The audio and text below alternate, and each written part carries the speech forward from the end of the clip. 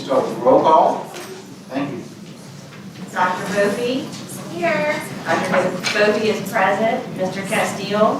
Here. Mr. Castile is present. Dr. Davis? Here. Dr. Davis is present. Ms. Ellis? Here. Ms. Ellis is present. Mr. Garvey? Here. Mr. Garvey is present. Ms. Holloway? Here. Ms. Holloway is present. Mr. Morris? Here. Mr. Morris is present. Mr. Mallorin? Mr. Mallorin is not in attendance. Ms. Orange Jones? Present. Ms. Orange Jones is present. Mr. Rock? Present. Mr. Rock is present. Ms. Boucher? Here. Ms. Boucher is present. We have a quorum. Okay, thank you. No, that's what I said to myself. Okay.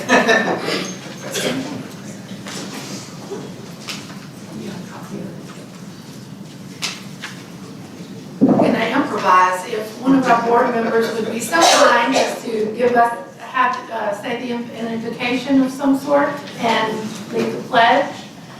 We are not prepared in that regard. Anyone like to stand in? Okay. Ms. Bopey, thank you. Lead us in an invocation.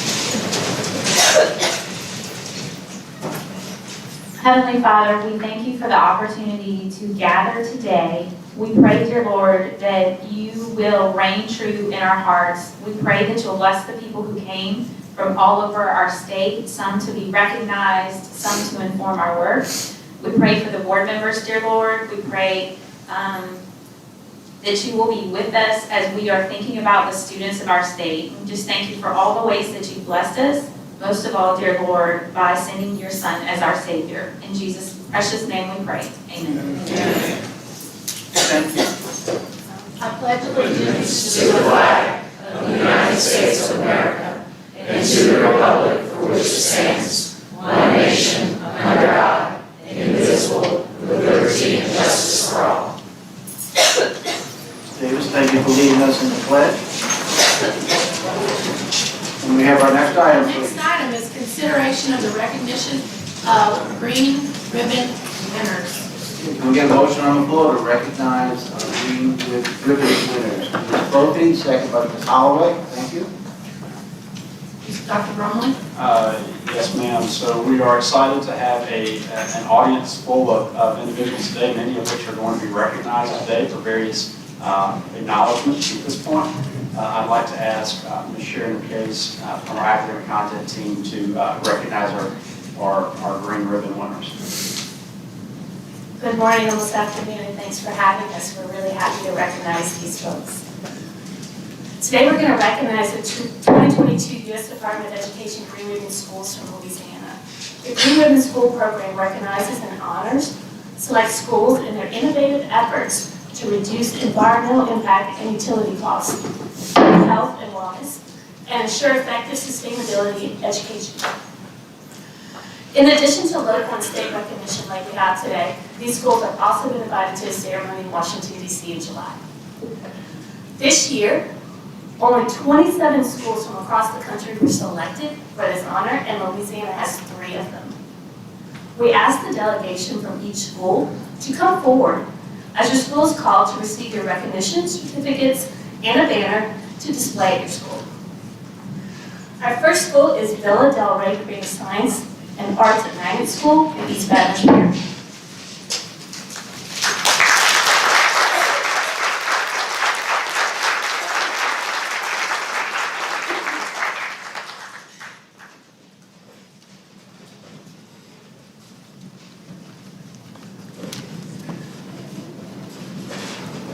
Villa Del Rey is a Title I school where 20 to 30% of families are classified as food insecure.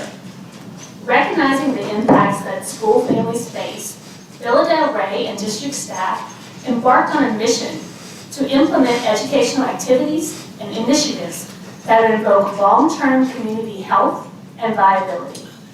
Environmental concepts are integrated through diverse curricular offerings, and they are the only elementary in the parish to have a dedicated renewable energy lab where students explore sustainable energy generation and transference through green micro-gym stationary bikes while also improving their physical fitness. At the school, school, project-based learning themes connect alternative energy methods to Louisiana place-based issues like hurricanes and coastal erosion, and students build, maintain, and leverage campus gardens of all shapes and sizes, indoors and out, from tower to container, leveraging sustainable practices to address local food scarcity challenges. They participate in soil preparation, seed planting, cultivation, harvesting, and food preparation with 2 mobile kitchens.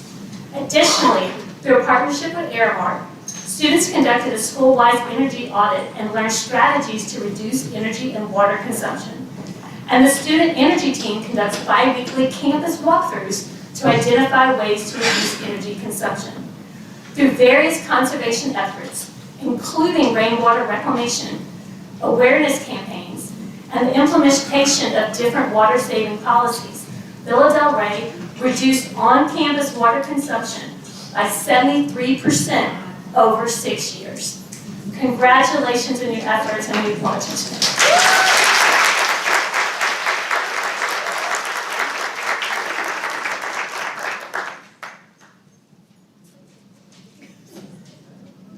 Thank you so much, Villa Del Rey.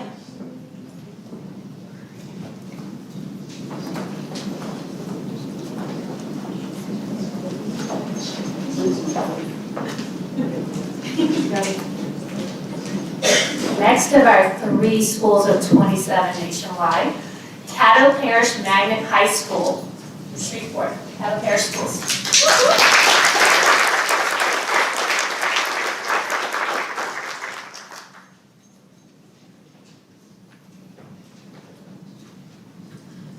At Caddo Magnet, student clubs spearhead environmental service and stewardship, including participation in national convenings, education about the UN Sustainable Development Goals, a monthly blog, composting, and cleanup days.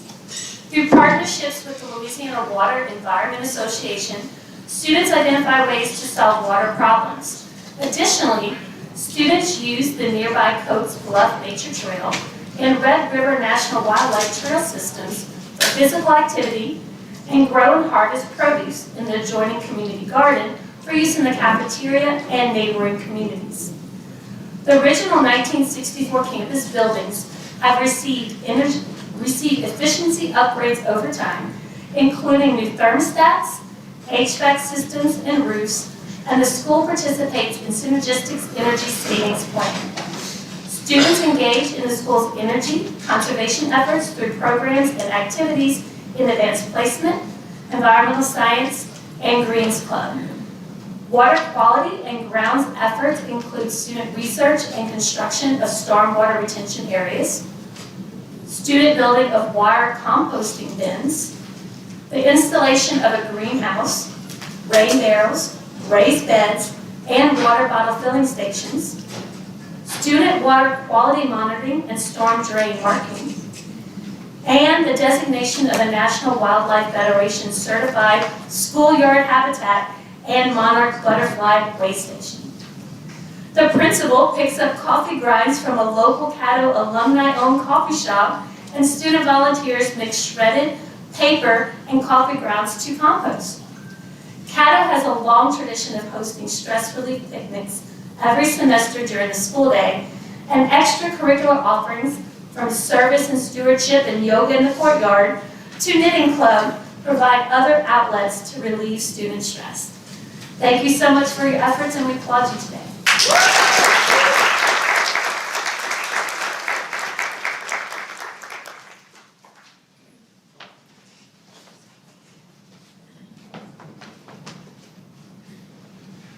And our third of the 27 honored nationally from Louisiana, Academy of Sacred Heart in New Orleans.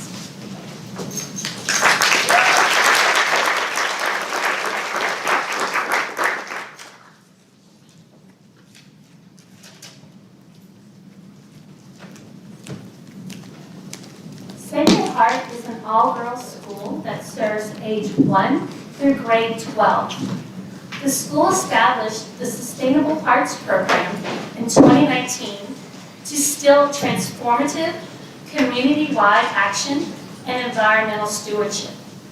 Students engage in composting, gardening, and poncha-train beach cleanups, and volunteer for nonprofit organizations at home and abroad that promote sustainability.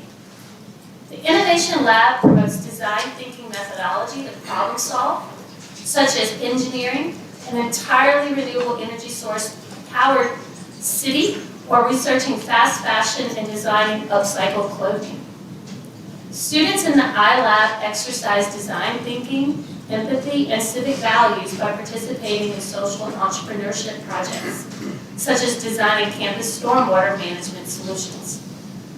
They study the United Nations Sustainable Development Goals, build birdhouses, make sustainable Mardi Gras decorations, prepare holiday food boxes, and participate in the National Geographic Geo Challenge to take action as champions for people and the planet.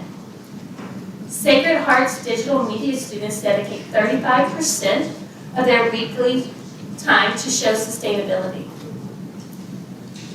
Students in environmental science courses study public-owned national resources, biodiversity, and invasive species, and environmental disasters and governmental policies produce a school-wide newsletter with concise sustainability lessons.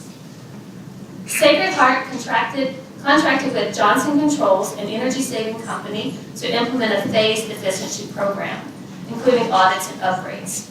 Renovations to historic structures dating back to the 1800s have brought updated controls and mechanical systems, water bottle filling stations, as well as container gardens and rainwater collection features. Sacred Heart conducts waste and transportation audits, sponsors various collection drives from plastic bags and glass to furniture and uniforms, composts food waste for the local company. The cafeteria offers reusable trays and metal cutlery and contracts with food services that provide the availability of healthy, sustainable choices. We applaud your efforts and thanks for being here.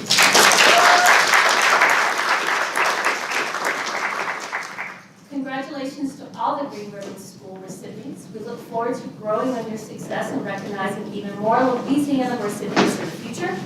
Thank you for your ongoing commitment to the environment, to sustainability, and to your students and communities. Thank you.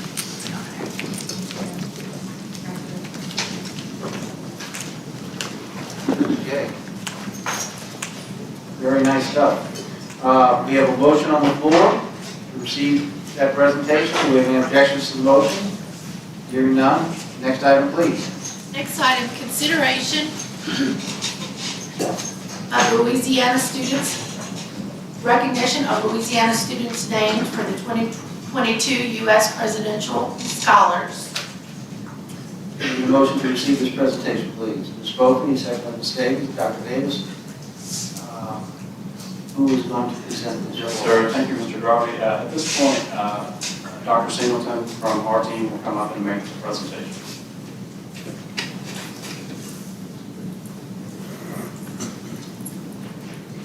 Good morning. The White House Commission on Presidential Scholars selects annually based on their academic success, artistic and technical excellence, essays, school evaluation, and transcripts, as well as demonstrated commitment to community service and leadership. The United States Presidential Scholars Program was established in 1964 to recognize and honor some of our nation's most distinguished graduating high school seniors. The program was extended to recognize students who demonstrate exceptional talent in visual, creative, and performing arts, and accomplishment in career and technical education fields. Each year, up to 161 students are named U.S. Presidential Scholars, one of the nation's highest honors for high school students. Louisiana is proud to have 3 outstanding students to be recognized as Presidential Scholars. Unfortunately, they could not be here with us today, but we do want to call out their names. Alexander Landrenew, Catholic High School, Baton Rouge, Louisiana. Anil Kakodor, Episcopal School of Acadiana, Cade, Louisiana. And Hashimi Modi, Caddo Parish Magnet High School, Shreveport, Louisiana. We want to congratulate those students on their success.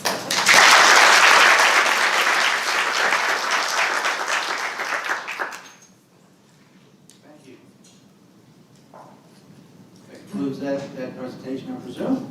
Okay, thank you. We have a motion on the floor. Do we have any objections to the motion?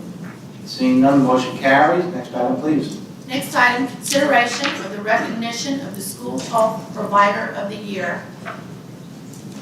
Can we get a motion to receive this recognition? Dr. Davis, second by Dr. Bovee. Yes, ma'am. This is actually something new for us, Mr. Garvey, but we just felt like with everything that we have undertaken and been through collectively, that it would be appropriate to honor a school health provider of the year. And so we've actually honored a number of these individuals, but wanted to take a moment today, just in light of what we have gone through over the last couple of years, and ask Dr. Singleton to present information around our school health provider of the year. Good morning again. Thank you. So as Dr. Gomez stated, we have implemented this new awards program for our school health provider of the year. Over the past year, we have asked school systems to nominate individuals in the areas of physical therapy, occupational therapy, nursing, and speech pathology, as they do important work in our schools, and we want to recognize them. This is just as we do our teachers of the year, principals of the year, new education of the year, as they play a vital role in the success of our students. So today we are bringing before you our finalists and our winner of the School Health Provider of the Year Award, and they are here with us today. So I will start with Ms. Carmelita Alexander. She is a licensed professional counselor in Bossier Parish Schools and serves as the mental health liaison for the system. In that position, she has developed a collaborative relationship with the District Attorney's Office and DCFS to intervene on behalf of students. These officers know Mrs. Alexander personally and work with her to address mental health, behavioral, and parent-child issues. She provides regular training to faculty and staff regarding adverse childhood experiences that have led to trauma. Ms. Carmelita Alexander.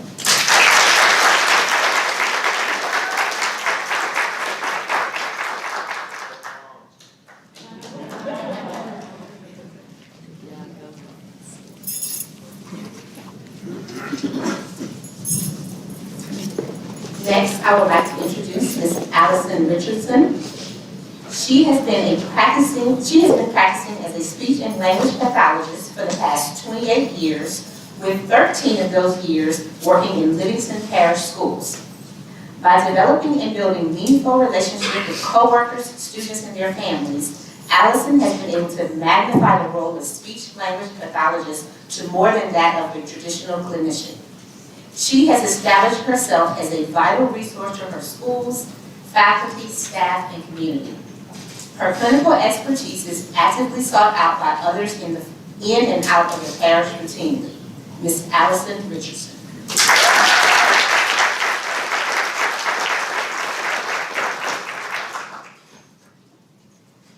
Next, I would like to present Ms. Dawn Saunier.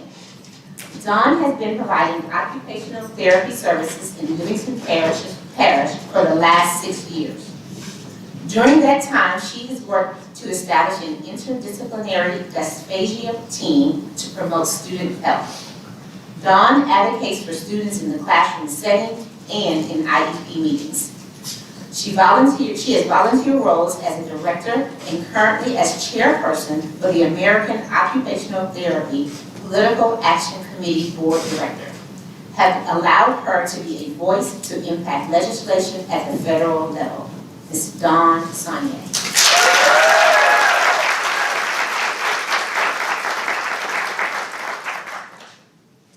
Finally, I would like to introduce to you all our winner of the School Health Provider of the Year, Ms. Andrea Ferguson.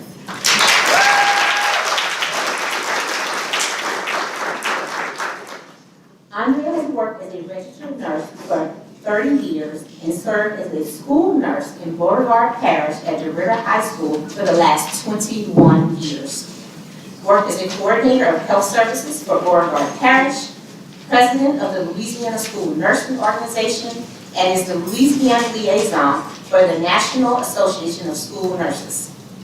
Andrea was the lead author of the NASN Behavioral Health and Wellness paper.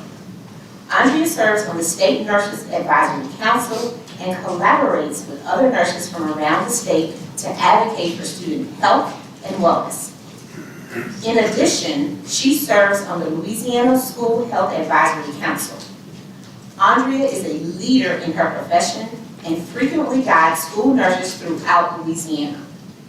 Participating in mission work overseas has helped Andrea develop communication skills to advocate for her students, school, and parents.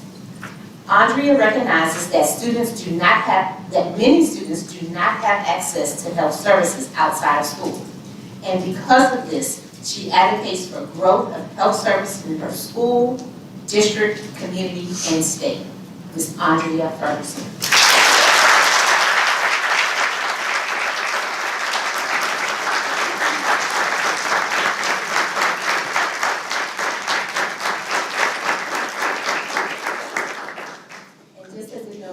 Go to Ritter High School to present this to Ms. Ferguson last month, and she was very surprised. So, thank you. Thank you, Dr. Singleton, for that. I think that we all can appreciate the fact that this was a much-needed recognition this year that previously has not existed. So thank you for that, and thank you for your team's work. But more importantly, thank you for the individuals who were recognized today. Yes, we have really relied on our healthcare professionals the last couple of years, so thank you, Superintendent, for that. Okay, we have a motion on the floor. Do we have any objections to the motion? Hearing none, motion carries. Next item, please. Next item, consideration of the recognition of SPED Fellow Cohort 2 members and mentor coaches. Okay, can we get a motion on the floor? Ms. Ellis, Ms. Holloway, thank you. Do we have a presentation? Yes, sir. We talk a lot about critical shortage areas, and whenever we talk about critical shortage areas, we know that one of the areas for which we always speak is special education. And I can just share with you my personal opinion is that over the last probably few decades, at a minimum, we have not done a great job at the state of building the bench of not only special ed teachers, but special education leaders. And so we have been trying to solve for this most recently. And one of the ways in which we're trying to solve for this is through a program that brings in some special education leaders, pairs them with some veteran, seasoned, effective special education leaders, and they go through a year of programming to support each other, to learn about best practices, to receive mentoring. And so what we want to do today would be to recognize those individuals who are members and mentor coaches for our SPED Fellowship Cohort 2, which is our second year of doing this program. And so I asked Meredith Jordan from the department to come forward and just make this presentation.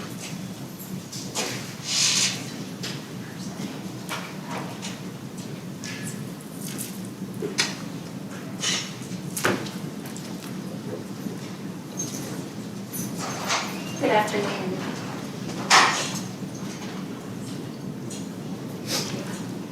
Good afternoon. Meredith Jordan, Executive Director for the Office of Diverse Learners. Thank you for your time today. This is an exciting opportunity. Congratulations to all of those who have previously been recognized this morning on the agenda. I have the exciting opportunity today to celebrate the hard work of our 14 special education leaders who are fellows in our SPED Leader Fellow Academy. Just to provide you with a little overview of the program, it is a year-long comprehensive professional development program for novice special education leaders across our state, meaning they have anywhere between 0 to 3 years of experience in this role.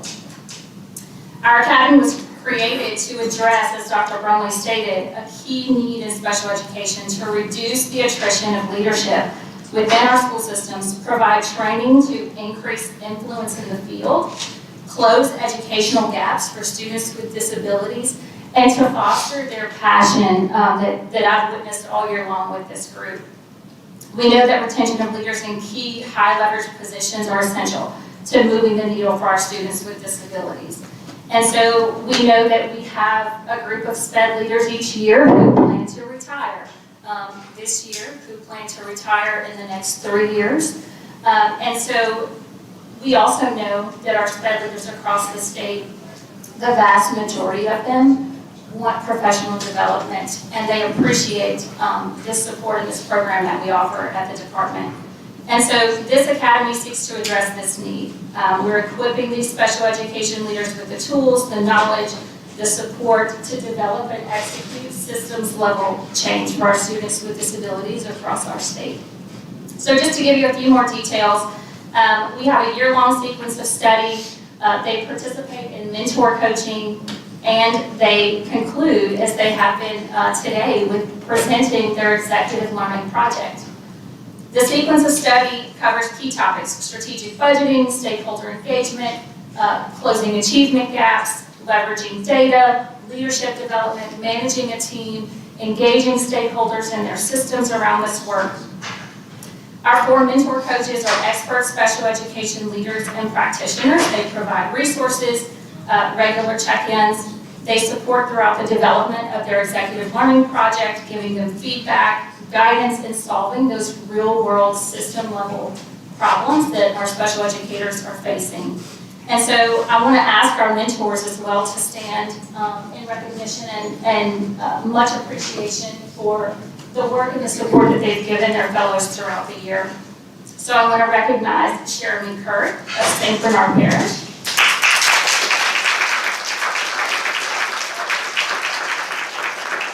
Emily Waterfield of KIPP New Orleans.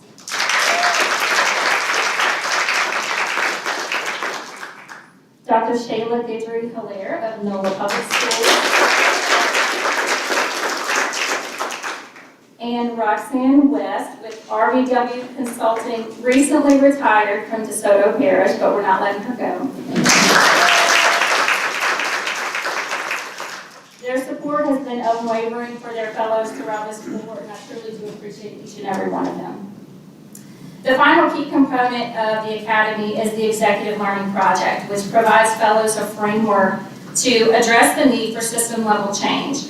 And so they go through that practice of identifying their problem with practice, developing their theory of action, and their action plan. And so they actually have a pretty stressful day today of presenting their projects, but I'm so impressed with their work. And so you will see us slip out so that we can finish and finalize those presentations today. And they are exploring issues such as providing inclusive practices for students with disabilities, improving high school transitions, community-based learning programs for students with significant disabilities, addressing behavior challenges for students with disabilities. They are exploring recruitment for special educators in their school systems, and closing the achievement gap between students with disabilities and their non-disabled peers. So some very challenging work that they are addressing and implementing systems level change. We also are joined by a panel of experts today who are hearing their presentations, providing robust feedback. Those experts today include, of course, their 4 mentor coaches. We also have Meredith Keaty Merck of Public Consulting Group with us today. They can also stand for recognition. Dr. Kayron Wilson of the University of Louisiana Lafayette, Dr. Brian Beabout of the University of New Orleans, Barbara Mosley of Caddo Parish Schools, Dr. Sheila Lockett of Caddo Parish School System, and Rachel Brown, Program Manager at Candy-R Education. And so I really want to thank our expert panelists for today for their time, for traveling down and giving the time and support and providing feedback to our fellows. Thank you all. And so Dr. Chasson is going to join me and present the certificates to all of our second cohort SPED Fellow Academy participants for their dedication, their completion of this rigorous year-long program, and just their commitment and continued commitment to, they have a strong challenge and action going forward to continue the systems level change in their systems. As I call your name, please come down to receive your certificate and pause for a quick photo for me. Celeste Chasson.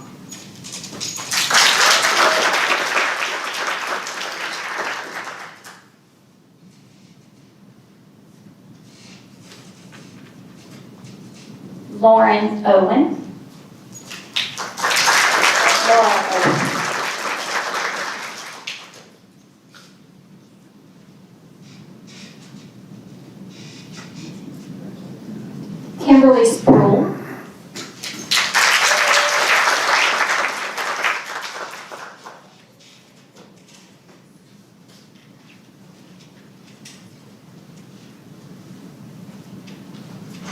Tyler Willis.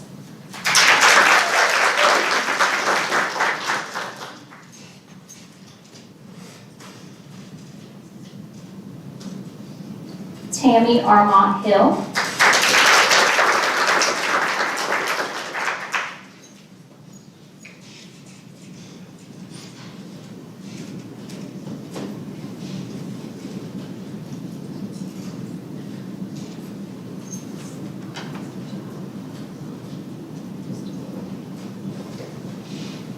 Elena Black.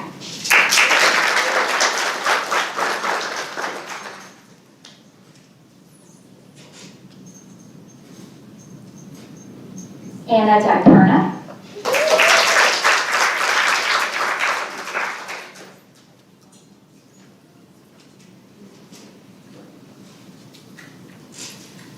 Dana Bookoff.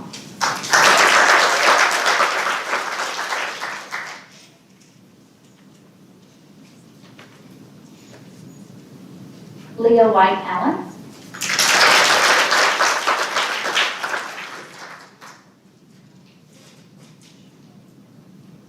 Tammy Laverne.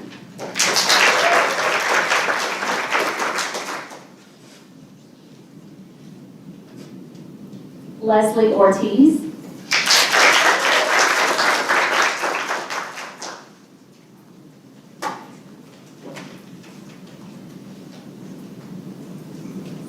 Monica Bro.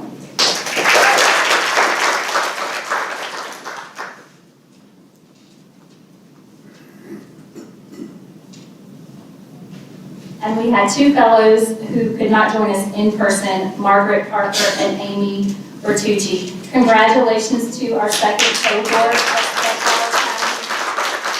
We look forward to your system level change and the impact that you're going to have for students with disabilities for many years to come. Mr. Jordan, I just want to acknowledge this group as well. You I know you're taking pictures, so you can't really look at me, but you can listen. You all serve like a student population that needs excellence every single day.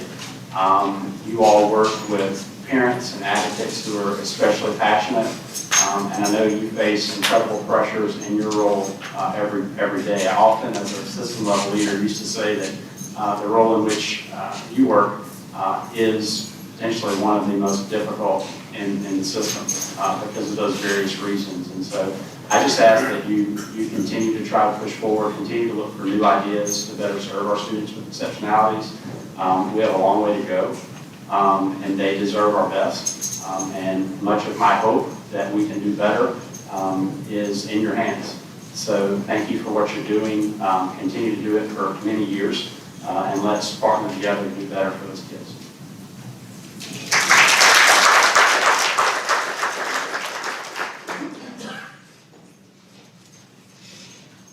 Okay, let's remember, we have a motion on the floor. Do we have any objections to the motion? Hearing none, seeing none, motion carries. Next item. Next item is approval of the agenda, item 3.1. We get a motion to approve the agenda. Mr. Castillo, Dr. Davis. Do we have any questions about the agenda? Seeing none, do we have any objections to the motion? Seeing none, motion carries. Next item. Next item, approval of the minutes from April 13th, 2022. Can we get a motion to approve the minutes, please? Ms. Ellis, Ms. Holloway, thank you. Do we have any questions or comments on the minutes? Hearing none, do we have any objections to the minutes, to the motion? Hearing none, motion carries. Next item. Next item, approval of the minutes from the special call meeting on May 5th, 2022. Can we get a motion to approve the minutes from the special call meeting? Dr. Davis, Ms. Kofi, do we have any questions or comments? Seeing none, do we have any objections to the motion? Hearing none, motion carries. Next item. Next item is a report from the State Superintendent of Education. Thank you, Ms. Davis. Just a few comments for the board at this time. First of all, I want to thank you for your continued partnership with the Board of Regents. I feel like we just had a very good meeting, rich discussion, a lot of important topics discussed. I think that whenever we talk about some of the work around the new 76 fast forward pathways that you all have approved, those are those are essentially universally popular. Whether we're working with our university partners or the business community, those are programs, those are innovations, those are individualized approaches to education that are popular for good reasons. So I just want to thank you for your continued support of that and your continued support of partnership alongside Commissioner Reed and the Regents. Next, just want to comment once again on the fact that I felt like we had a really strong legislative session. Were there opportunities that maybe did not come through potentially, but I think overall it was a really strong session, particularly around areas I've already mentioned, the teacher workforce, both from the recruitment side and access into the profession side to retention. I think it was a really strong session for teacher workforce. There are several choice bills that made their way through the process that are still in play. We have content bills around literacy and math. So a number of good things happened in the session. So I want to thank the board for their work. I particularly want to thank the officers for their engagement weekly, multiple times per week, to think about these topics and where the board might land on particular items. So thank you for that and your support. I want to thank Mr. Malonson again for his efforts at session as well. I want to acknowledge that we will soon be rolling out Comeback 2.0 that will once again require school systems to develop plans around how they're going to be using their federal stimulus dollars for the upcoming year. Our dashboard will remain open and live, and remind you that yesterday we showed you a route where you can go in with public access and look with even greater granularity at budgeted dollars by each system. So I want to remind you about that. I think that if we continue to focus on a few key areas, those areas in which Comeback addresses, I think we're more likely to have the statewide success that we need in recovering learning that has been lost and re-engaging our students and our families. I want to thank the department team for a successful Teacher Leader Summit. We had nearly 6,000 educators in New Orleans over a period of 3 days where they participated in sessions that were really tailored toward agency priorities. And other than just very minor glitches here and there, it was a very successful summit, and so that couldn't happen without the work of the department team. So I just want to thank you for that publicly, so that everyone on the board knows the work that went into making that happen. You can't just say, let's host 6,000 people and just hope and pray it to be well. It takes a lot of collaboration and effort, so I thank you all for that. Wanted to acknowledge the work of the Accountability Work Group, Mr. Morris, Ms. Orange Jones, Dr. Davis, Ms. Holloway, Mr. Mellering, who's not here, just for continuing to explore that formula, looking at some of the challenges of the formula and thinking about ways in which we might improve it. I mean, I still believe that there are opportunities for us to refine that formula so that we are continuing to remain honest with the public around the quality of schools, but I think there's also an opportunity to raise standards for kids and for schools, and so I think that there are still opportunities there. Wanted to not miss this opportunity to highlight school safety again.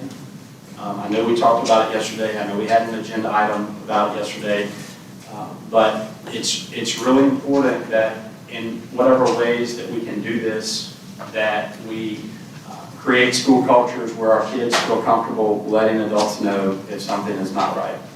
Speaking up, saying something, because again, as I shared yesterday, over 75% of the time when something bad has happened on a school campus, someone has known and has not alerted an adult so that action could be taken. And so I want to encourage that. We have to work, whether it's this board, whether it's other agencies, whether it's local school systems, whether it's all of us together. I think access control to our buildings really does matter. I think hardening those perimeters matters.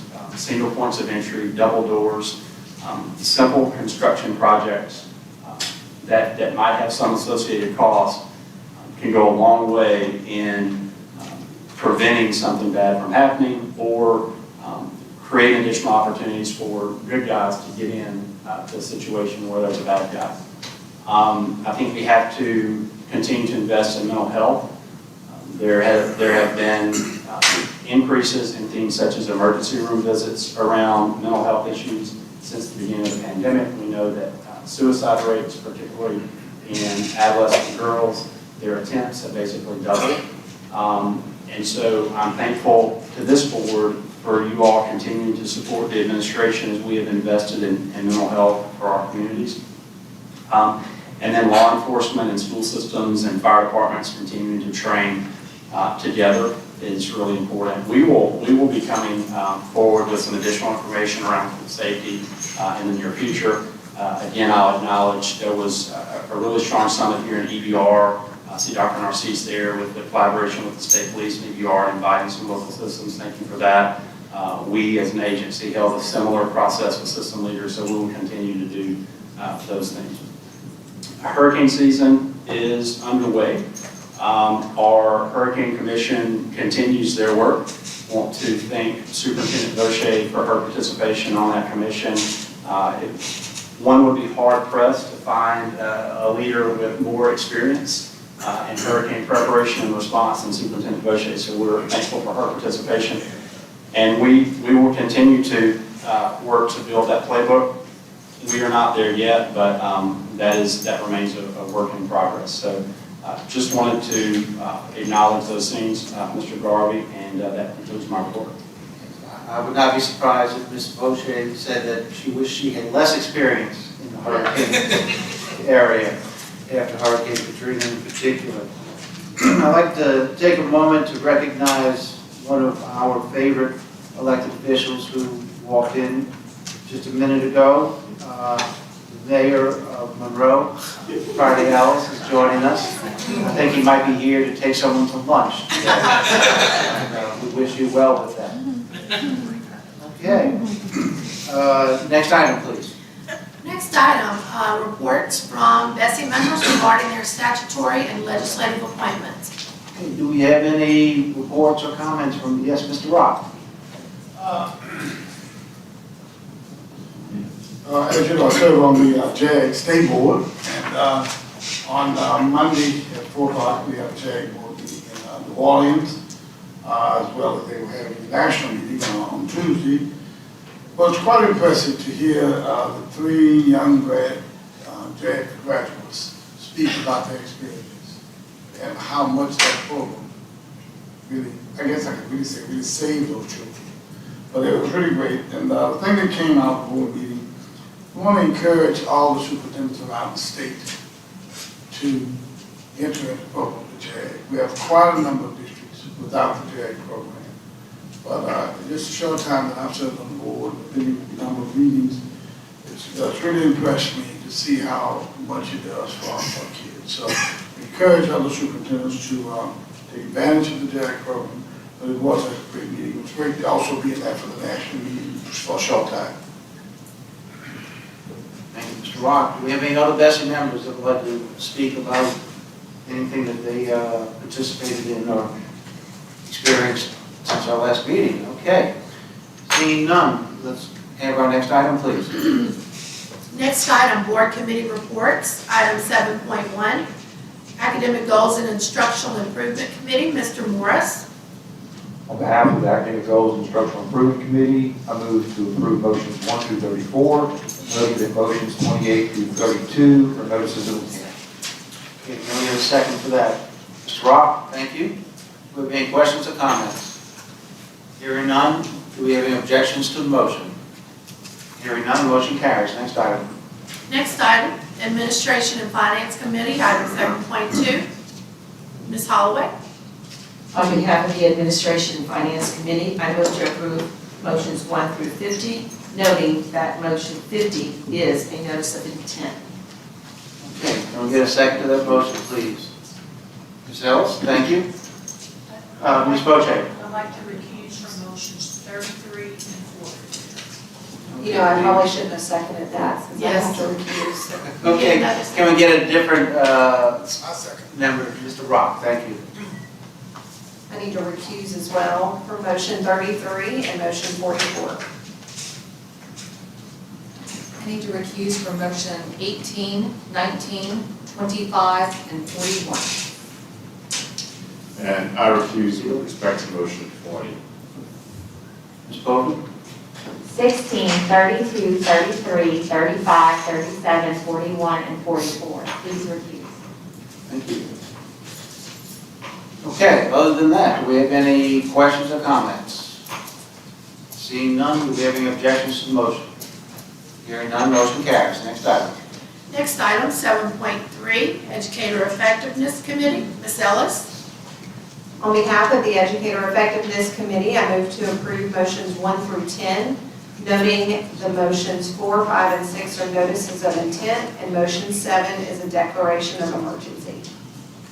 Okay, can we get a second on that? Mr. Castillo, thank you. Do we have any questions or comments? Hearing none, do we have any objections to the motion? Hearing none, motion carries. Next item. Next item, School Innovation and Turnaround Committee. Ms. Kira Orange-Jones. Thank you. On behalf of the School Innovation and Turnaround Committee, I move to approve motions 1 through 6, noting that Mr. Garvey is opposed to motion 1. Okay, can we get a second to that motion? Mr. Rock, thank you. Do we have any questions from BESE members? Okay, I would like to note that I am opposed to, which is motion 1. Thank you. Okay. Yes, Ms. Holloway. Yes, on this particular item, can I just, I'm open up this, but make a recommendation with, to LDE, the superintendent, that whenever information comes forward in recommendation for a charter, that the data is attached to the item of academic information according in regards to capital that the board needed yesterday. And just make sure that we have Enrollment in enrollment, SPS. SPS, grad rate, et cetera, whatever is available, that we have that moving forward, please. Thank you. Okay, I think that is duly noted. Do we have any other comments or questions? Hearing none, do we have any objections to the motion? Hearing none, motion carries. Next item. Next item is 8.1, consideration of revisions to bulletins regarding the 2025 high school assessment substitutions due to COVID-19 as it relates to graduation requirements for the 2021-2022 school year. These will be revisions to bulletin 741 and 118. These will be emergency rules and notices of intent. We don't have a recommendation, so we would need someone to make some sort of motion. Can we back up for a second? Do we have a recommendation from the department? No, sir. This was not an item that the department originally put on the agenda the last time we met. I can tell you that I had some additional information that was requested.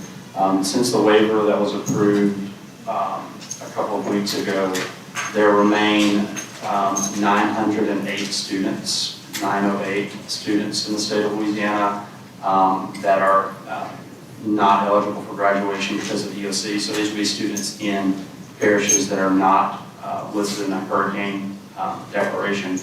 Of those 908, 89% of those students had scores 16 or below on their ACT. So 89% are at 16 or below on their ACT. In conversations with superintendents, many of those students are actively engaged in summer programming with the idea that they will take the assessment, again, looking to hopefully pass the assessment and then earn their diploma. So for us, our initial recommendation was to deny the request initially, and so there's no change in that initial recommendation from the department. Thank you. And can I ask roughly how many students do we have statewide that are not going to get a diploma this year for other reasons? Mr. Lambert, would you have information on that? I don't know if we have that information right now. Okay. I would imagine it's much larger. Do we have a motion to be made? Yes, ma'am. I'd Dr. like Davis. to make a motion that we consider item 8.1 Consider it to. in which way? To grant a waiver for the remaining districts and parishes that were not included in the emergency declaration. Okay, the department has that motion captured. Okay, do we have a second for that? Ms. Bophy? Dr. Bophy? Okay, do we have questions and comments from BESE members on this? We do have several cards for speakers. Yes, Mr. Castillo? Just a point of clarification, how many parishes were included in the action that we passed the last week? This was provided by Ms. Davis, Dr. Davis. It's a list at your seat, which includes the School districts. District 25 and then the number of days that they missed due to, should be, just be sitting out on the dais, Mr. Castillo. Okay. So we have that here. There you go. Right, thank you. I think the number is 25 were included, 39 were not. And then what you had provided, I'm assuming Dr. Davis provided, this is just a tracker that we kept internally. Mr. Foles and his team kept internally trying to track the amount of days that various systems missed as a result of the storm. I think though there is a point of clarification, it's 29 school districts, but 25 parishes because East Baton Rouge Parish contains multiple districts. Central Zachary. Yes, sir. Mr. Moses, Mr. Morris. Thank you, Mr. Garvey. I was going to get Mr. Bradford to come to the table for me.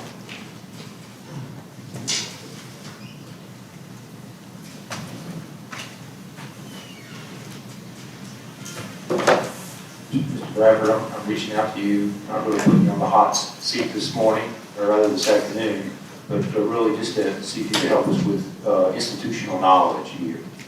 So that laptop to your right, you can get on the internet from that laptop?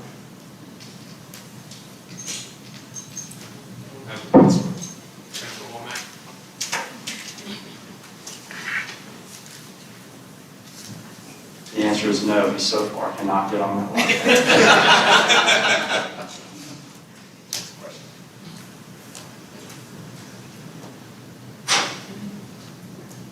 Thanks, I'm on. Okay, can you Google BESE for me? BESE? Can you put it on the screen up there too? Can you do that also?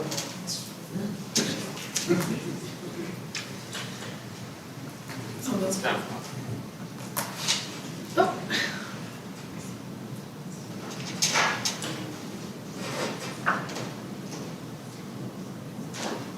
There we go. Okay, can you Google, I want to go to the top of the page where it says, okay, go to the left, home, BESE, see if it's that one or is it the one about BESE?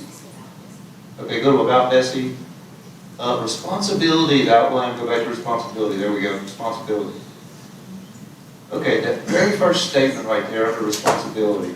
I noticed that statement is on the cover page of the board meeting handout this morning. Could you read that statement for me?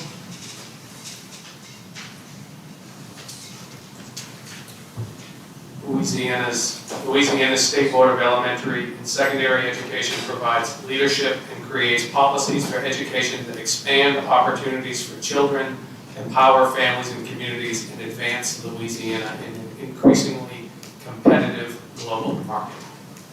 Increasingly competitive global market. Okay, so the reason I'm asking for your wealth of institutional knowledge this morning is, to the best of your knowledge, how many years do you have in the department now? 21. 21, thank you for that service. Based on your experience today, do you have any idea where that came from? Is that state law? Is that BESE policy? Is that somebody's good idea back in the day when BESE was established? You know any idea where that came from?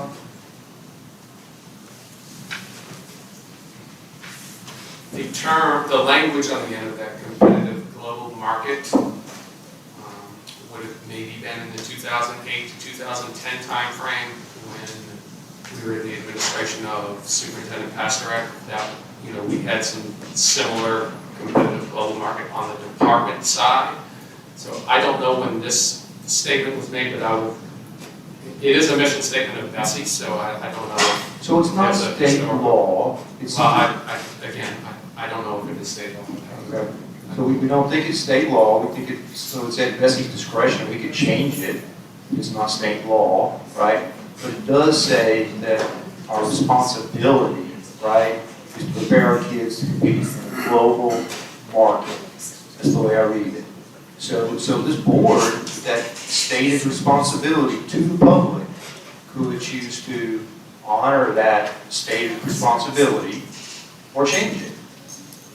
So my concern about the issue before the board this morning is that if I put my global hat on and I look at the United States of America relative to other countries in the world, and I look at the fact that globally we're in the middle of a global health pandemic, and the State Board of Education in the state of Louisiana is considered waivering the biology requirement for high school graduation.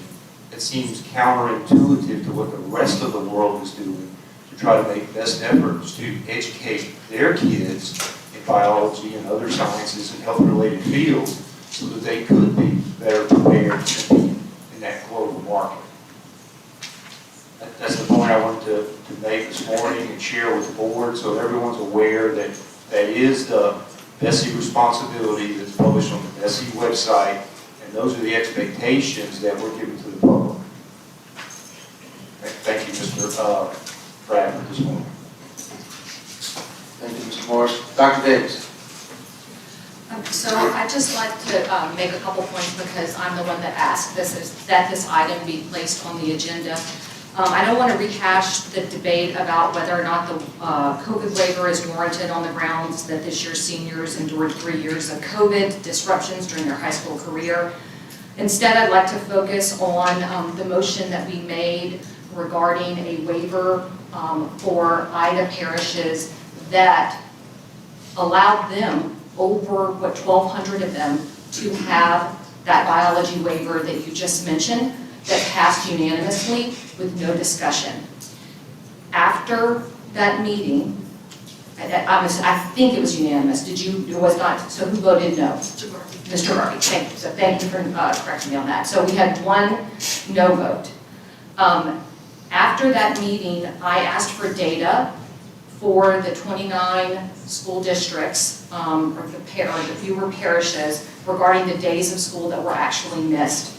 And that number ranges, right, it has a very wide range, going from 1 to 34 days. The average number of days missed is 12, and 12 districts missed 5 or fewer days. And so for me, from a perspective of fairness and equity, for parishes in the northern part of the state that have those, 901 or 801 students, some of those parishes missed more days of school for ice storms than did parishes that we exempted for IDA.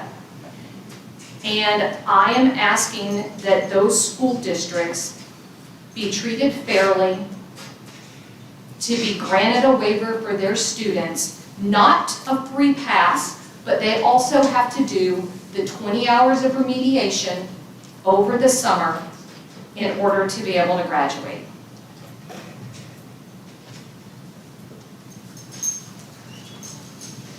Okay, thank you, Ms. Dr. Davis. Do we have any other comments? Okay, we have several. We'll have chat and stuff. Yes, ma'am. Yes, we will. Okay, can we have Mark Ravaletti, Julia Williams, and Caleb Moore come down, please?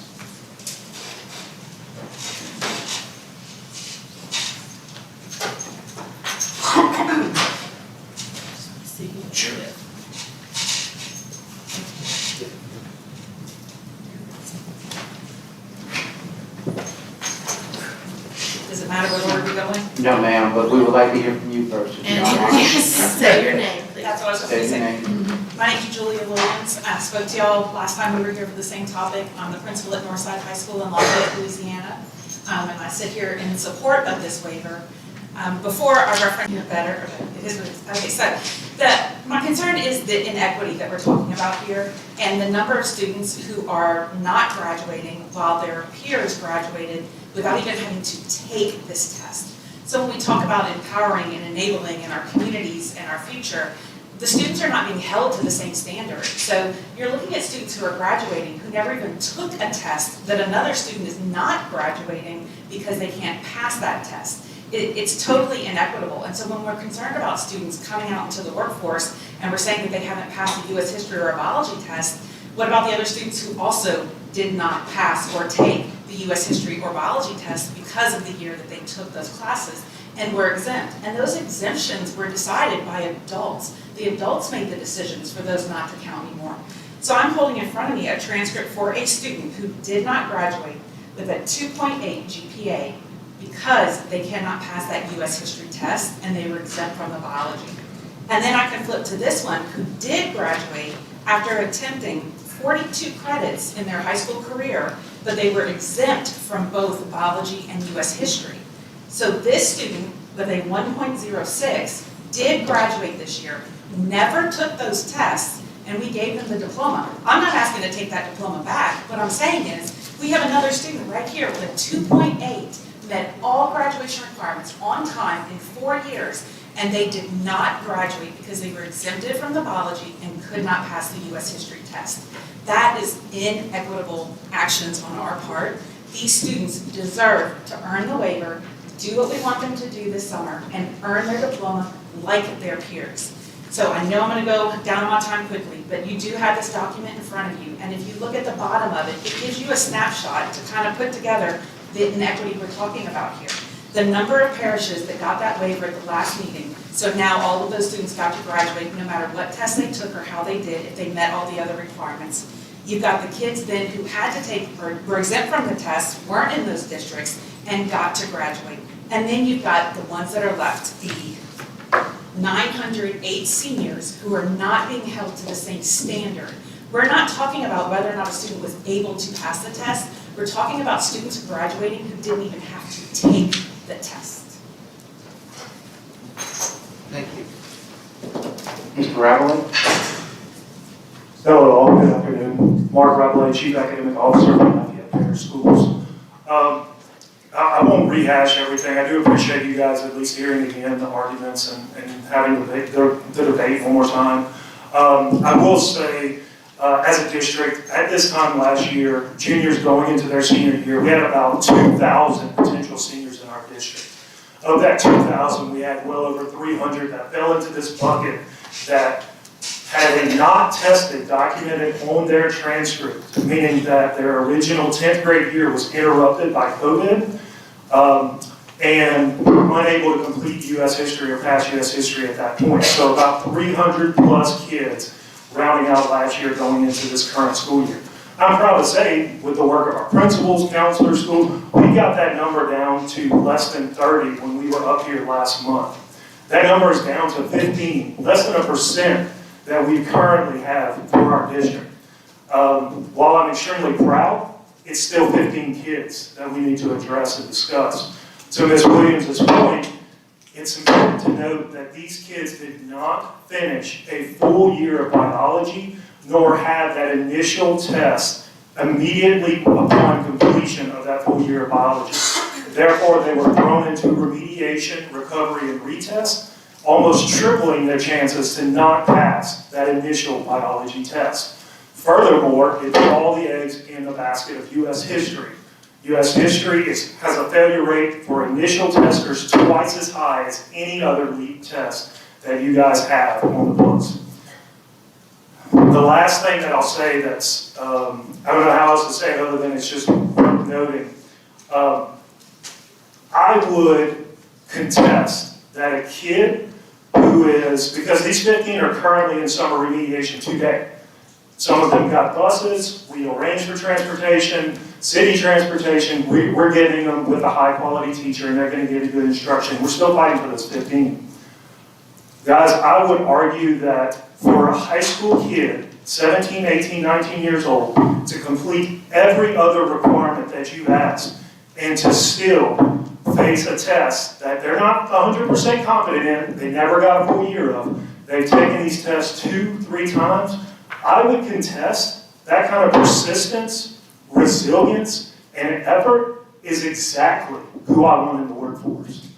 That student has shown more ability to me than almost anything else I could describe or encapsulate. So I know sometimes we lose the true fortitude of our kids. These kids have faced tremendous challenges and obstacles, and they're still fighting. They're still fighting. And so it's inspiring to see, and so I do think it's worth noting just how resilient and persistent they've all been. So I appreciate you guys for the time. Thank you. Mr. Moore? Thank you, Mr. President, members. My name is Caleb Moore. I'm with the American Federation for Ms. Williams, don't leave. If you could stay. I don't want to interrupt now, but if you can stay. Go ahead, sir.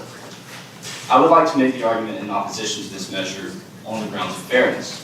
As Mr. Morris noted, the mission of this board includes expanding opportunities for children, empowering families and communities, and advancing Louisiana in an increasingly competitive global market.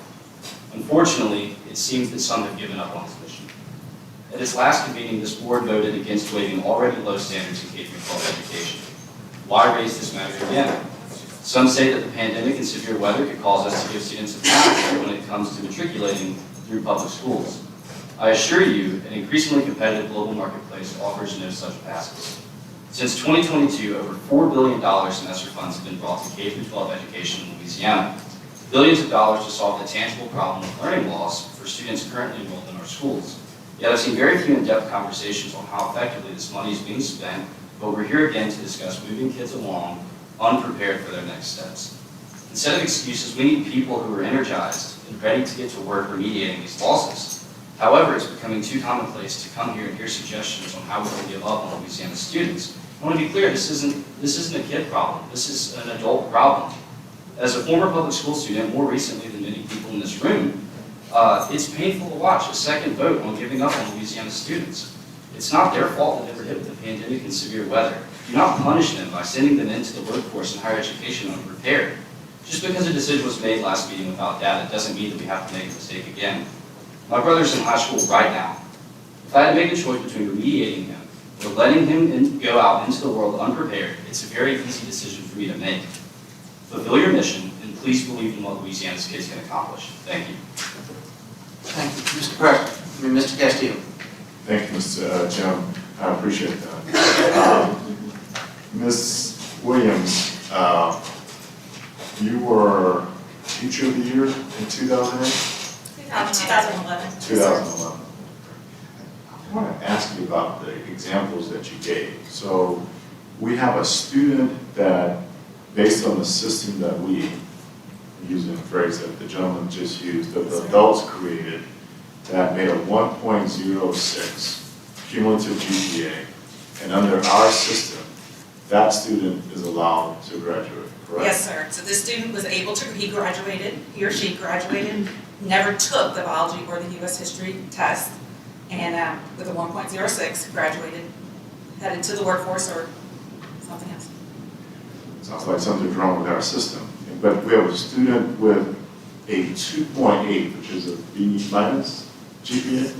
2.8, B minus high C, passed every class the first time they took it, was exempt from biology, and cannot pass the biology or the U.S. history, and did not graduate. Yeah.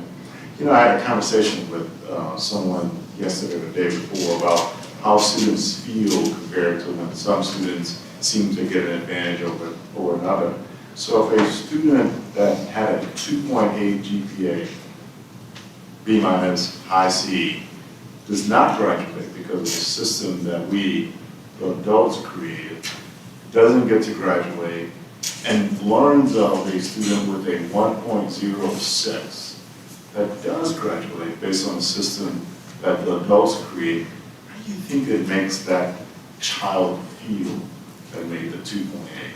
I would think it would make that child feel defeated, like they were spinning their wheels, like the system was unfair, like other people didn't have their success in front of them. They would need to be empowered. So in terms of preparing kids to go into and compete in a competitive global marketplace, we've got a 2.8 child that we said, you can't compete, and we're gonna hold you back. Are we really doing that child a service or a disservice by saying, look, we're gonna let the 1.0s graduate, but you nearly 3.0, you can't graduate.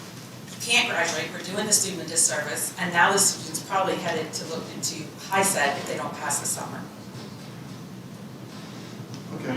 Thank you, Ms. Williams. I appreciate your comments. Thank you. Okay, can we have Daniel Erstheimer, Terrence Lockett, and Paul Dolphin? Okay, then Carrie Monica, please.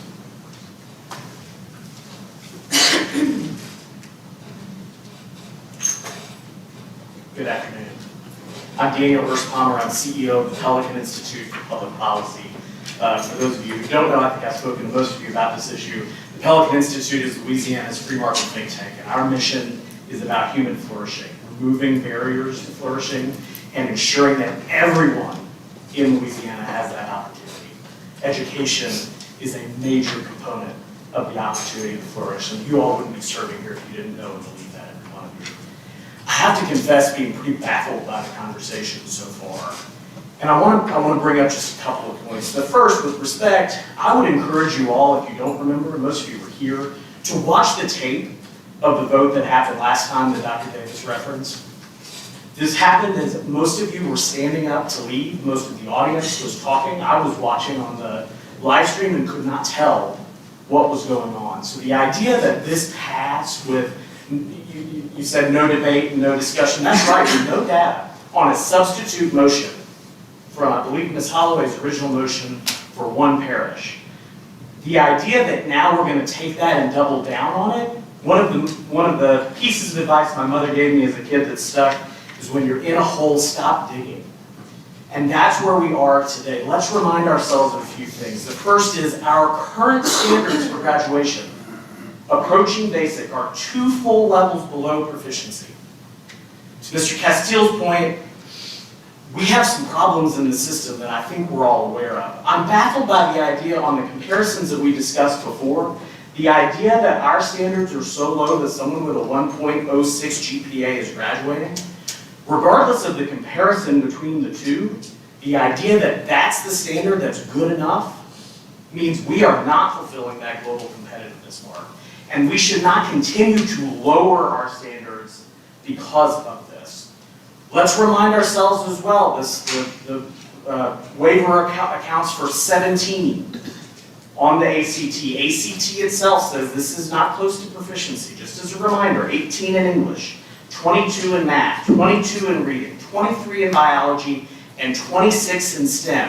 ACT itself says that gives you a 50% chance of be or higher in a collegiate setting. 17 is well below each of those measures. We continue to lower already low standards, and we're doing our kids and our families, and certainly our employers, a disservice. I've heard a lot about fairness. And I've spoken with you, a couple of you, about this. The idea, so I spent a lot of time thinking about for whom is this fair? Or for whom is this not fair? Granting this waiver is not fair for the kids who worked hard and actually did the work to get to at least our low standards, and hopefully we'll work together to raise those over the next few years.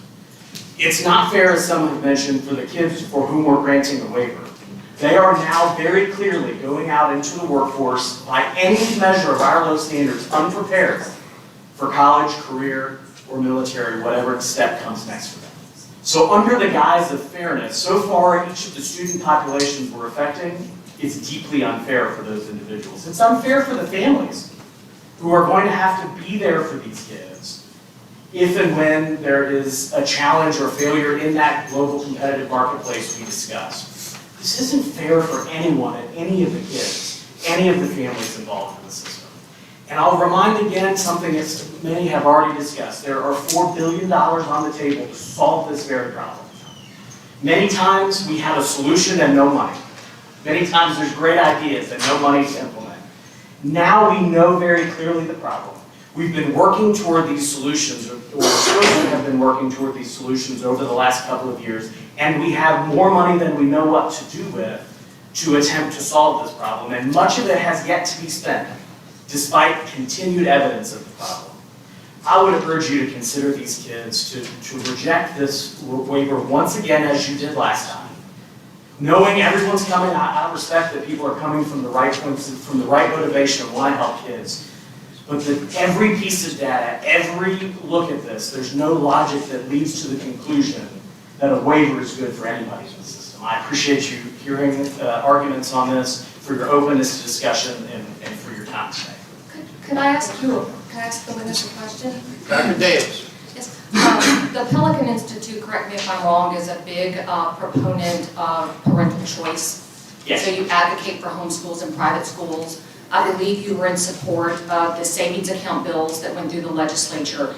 Would those bills have required parents that were homeschooled or private schooled to take the ACT, the end of course exam, or have a minimum GPA to graduate? So there are different standards. We've talked a lot about accountability. There are different standards for different choices that families make.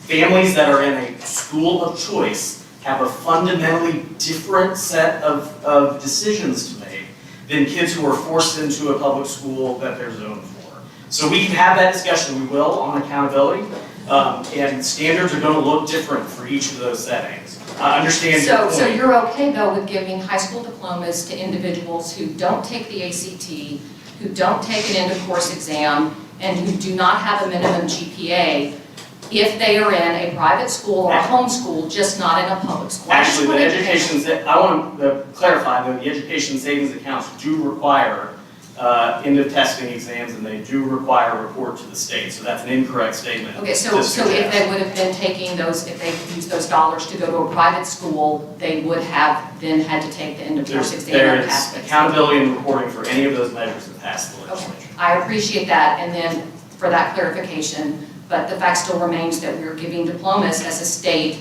to students who are non-public school students who pass the end of course exam, do not take the ACT, and have no minimum GPA.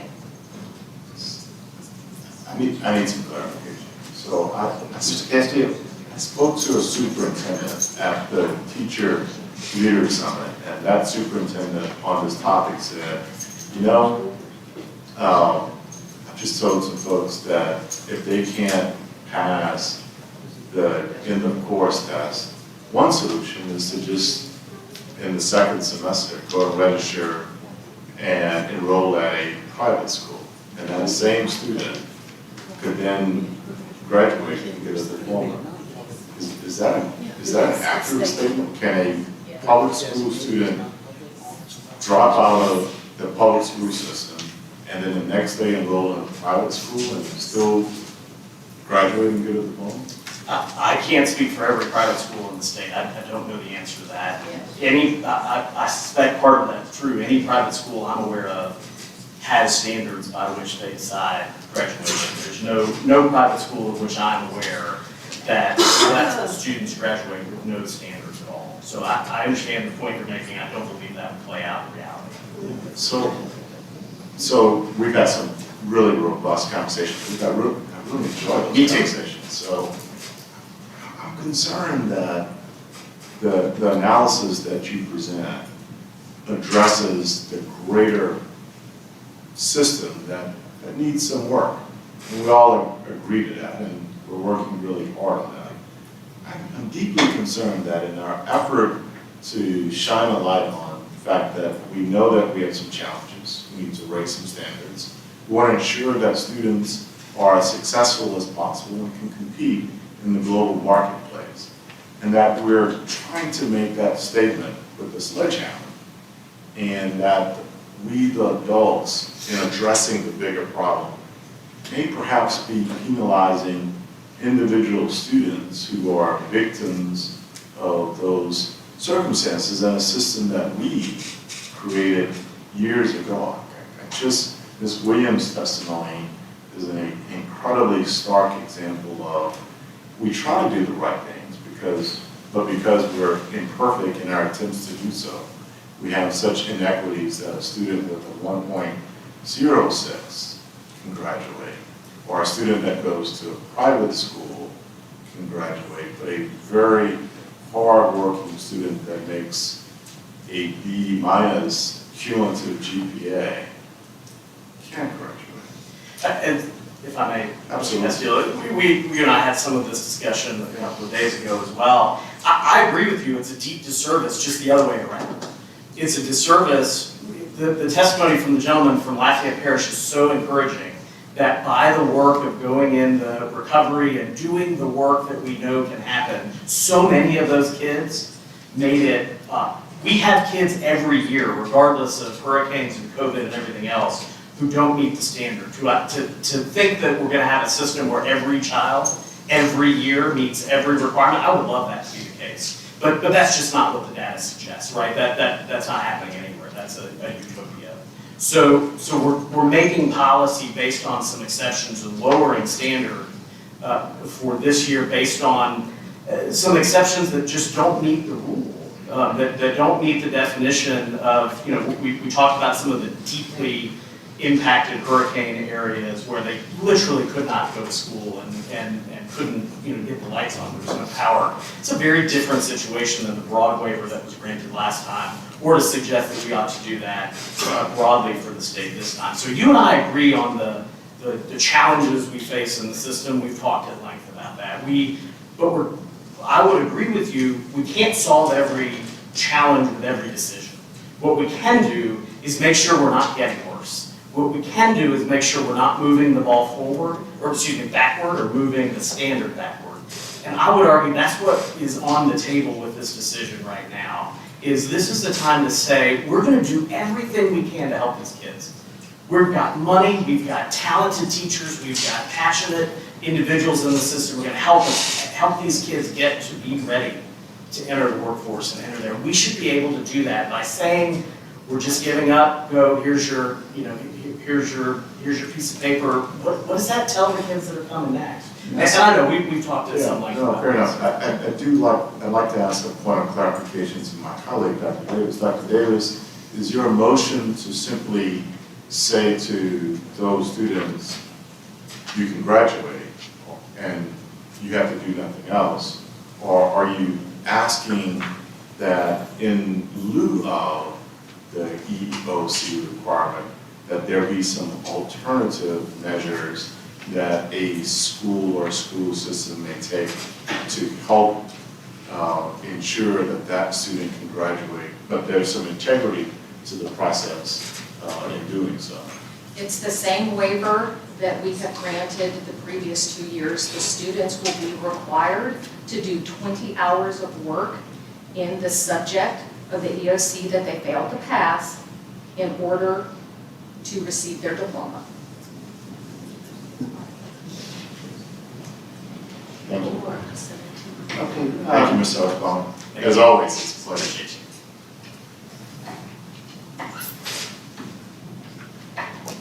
Good afternoon. Good afternoon, members. My name is Terrence Walker, with Democrats for Education Reform. I'm not going to rehash a lot of the points that we made here, but I do want to thank Mr. Castile for his thoughtful appreciation about this topic. I do want to say, though, we were here a little over a month ago, and a little over a month ago, we discussed granting this waiver. You discussed granting this waiver based on COVID-19. That was dismissed. Then it was granting the waiver for one parish. You snuck 20 plus parishes in due to a disaster declaration. All understandable. That was a hard pill to swallow. I can live with that. But this, however, today does not make sense. You set the policies when there's an emergency. Dr. Davis wants equity for students affected by ice storms. I completely understand that. But for the life of me, I looked for it. I did not see a disaster declaration for ice storms in the 2022 or even 2021 school year. So, as stated before last month, superintendents were not coming to this table at the beginning of the school year requesting this waiver. Yet still you granted this waiver. Now, here we are now. Our graduation cycle is over. 39 plus other parishes were not included in the waiver that you granted last month. But now we've learned that 908 students that are affected and are not in the affected parishes are in summer school. 89% of these students, as stated here, scored 16 or below on the ACT. These students didn't meet the requirements.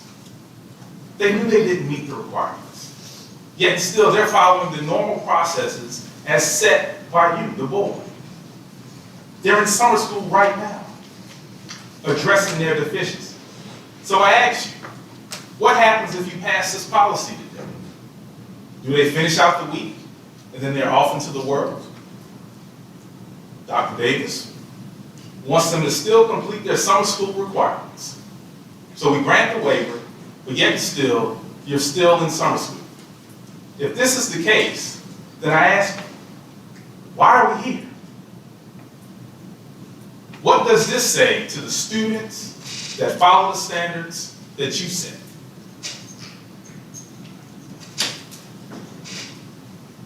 It has been noted both in last meeting and this meeting, the resiliency of students.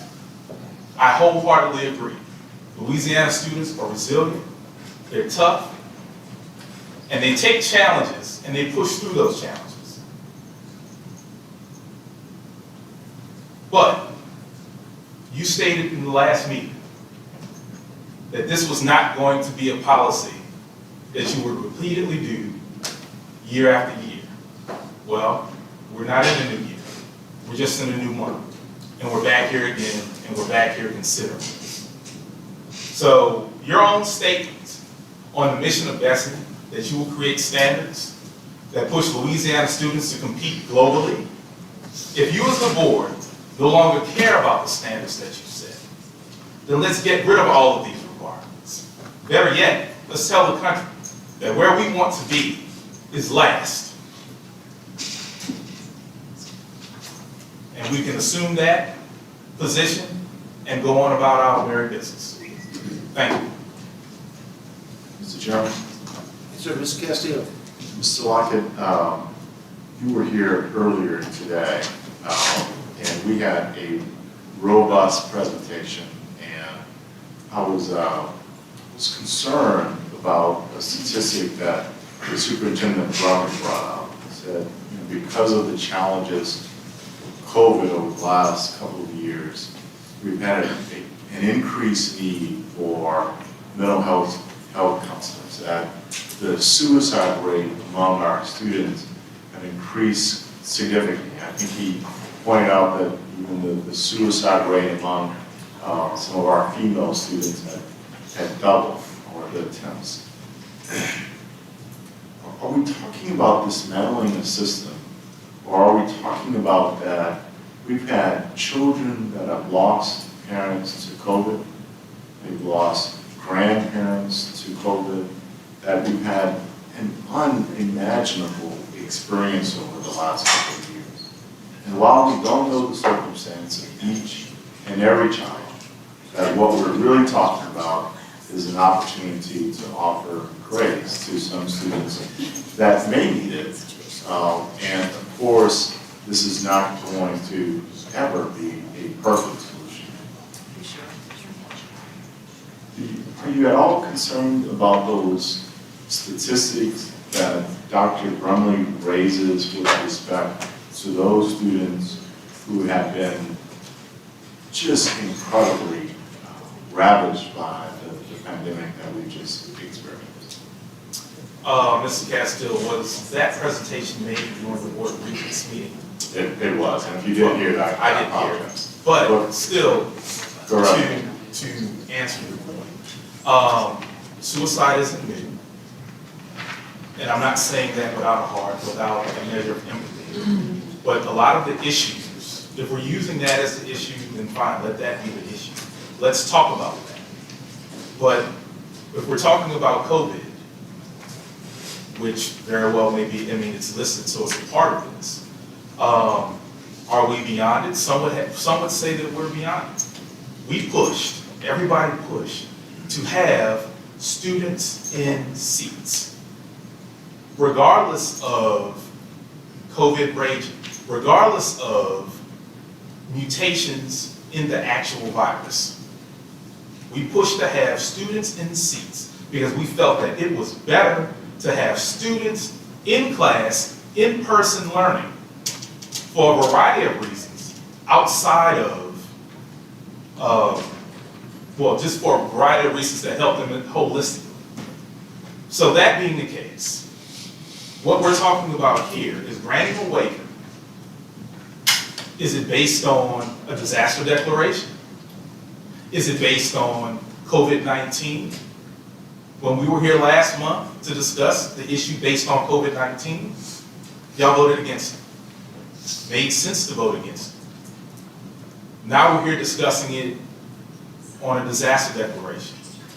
If there was a disaster declaration created by ice storms, then you, as the board, your powers as the board, to grant a waiver based on that. Is that it? Because the conversations, while I have intently followed them, have gone from A to Z in a matter of seconds. And so, if what the issue is, what do we do for our children? What are the standards that you set that you want them to follow? For students who were affected, who still found the resiliency, who still had the grit, who still had the determination to push through everything that was thrown against them that made the grade. We applaud that. For students who weren't able to make the grade, we don't just cast them aside. You have policies and procedures in place to address that. Why are we changing that now? Because we'll be back here next year and somebody can make the argument. There's a 1% increase in suicide rate because school has gotten too hard. Oh, let's waive graduation requirements. The common cold has blown up. Let's waive graduation requirements. COVID-20 is back. Let's waive graduation requirements. There are a host of reasons that we can just waive requirements. Today is not the day. This is not the issue that we should do. Thank you. Thank you very much. We have one more card. Carrie Monica does not wish to speak, opposes the recommendation. At this time, we have concluded our public comment, and Mr. Garvey, and so we're opening up the board discussion. Mr. Garvey. Yes, ma'am. I relinquished the chair so I can speak to this item. And I'll be brief because a lot of the points I was going to make, my thunder has been stolen. Mr. Hurstbrammer did a particularly good job of that. I would like to start by addressing an issue that was raised earlier. A child that graduates from a private school or from a home school, I was just told, gets a different type of diploma than a child who graduates from a public school. The public school diploma has listed on it a public school diploma. The other diplomas are listed as non-public. And I would say that that's significant because if an employer sees a public school diploma, it means one thing to him. And he sees a non-public school diploma, I think it puts him on notice that the next question needs to be, what school did you graduate from? Or was it a homeschool program that you graduated from? And then they know they need to dig deeper into that to find out just what does that diploma mean. But the public diploma should mean something set. And that's my main point here is the public diploma should mean something to businesses when they see someone that has one. I'm afraid a of what happens next if we approve this waiver, that has been mentioned earlier. What's the next waiver that's going to come along? And then the waiver after that, and the waiver after that. And are we going to get to a point where a business, let's say just one business, decides not to come to Louisiana because they don't think that they can rely on what a diploma means? And we've talked a lot about disservice to children. And I would point out, or ask the question, what kind of disservice would that be to our children to not have those jobs available that that business would have represented if it had come to Louisiana? I think that is a disservice to the children. There was the issue brought up about a child that had a 2.8 GPA that is not scheduled to graduate, and a child that has a 1.6 GPA that is scheduled to graduate. I would point out that I am sure that in the history of Louisiana, there have been other children with 2.8 GPAs that did not graduate. And there have been other children with 1.6 GPAs that have graduated. So we're not going to fix that problem by doing this. What we're going to do by doing this is water down our standards. And I think that that is a bad move, particularly, as I said, because what is the next step? We are always going to have some children who don't graduate every year. We cannot fix this system for them. And in attempting to fix the system in this way, we are going to water down our standards, and we're going to water down what a diploma means. And I'd like to highlight again what was pointed out just a few minutes ago, that I think it was in Lafayette, they had roughly 150 students that a few weeks ago did not qualify for the diploma because of this issue. But they were put in remediation, and all but 15, roughly, if I remember the numbers right, of them achieved the standard that we have set. That's tremendous. Those 135 students have been taught a very, very valuable lesson. That tenacity is important. I heard someone say, if we don't waive this, we are telling children that tenacity doesn't mean anything, or something along those lines. And I would point out that holding them to these standards may not mean that all 150 of those students, there will be 15 maybe that don't make it, but the 135 that did make it, they learned a very important lesson for tenacity. And for those reasons, I think that I won't vote against this one. Thank you. Yes. Mr. Morris. Yeah, Mr. Morris, Jones, thank you. Just a couple of closing comments to add to my previous comments before we vote. In my view, education is an opportunity. It's not guaranteed. Everybody sitting at the table here, took advantage of that opportunity. And you apply yourself, you persevere, you take pride in your accomplishment, and now you have the credentials and the confidence to serve the public and provide the leadership that we need for future generations. And as I follow this conversation, it reminds me when my little girls were playing basketball or softball, as 7 or 8 year olds or whatever, and it's the end of the season, and they're giving out the trophies, and some of the kids are crying because they didn't get trophies, right? That's not fair, it's not fair. She got a trophy, I didn't. And the kids are hysterical about it, right? So some programs go in and they give every kid a trophy, right? So we make all the kids feel good. You know what? Because it wasn't fair. But that's life. Sometimes life just isn't fair. But we all have to go out, pass Pee Wee basketball, get into high school, graduate high school, go into the real world, and then we deal with reality. And we have to compete with reality. In reality, life's not fair. But as Mr. Garvey said, there's a valuable lesson here about persevering in life, and the rewards for persevering.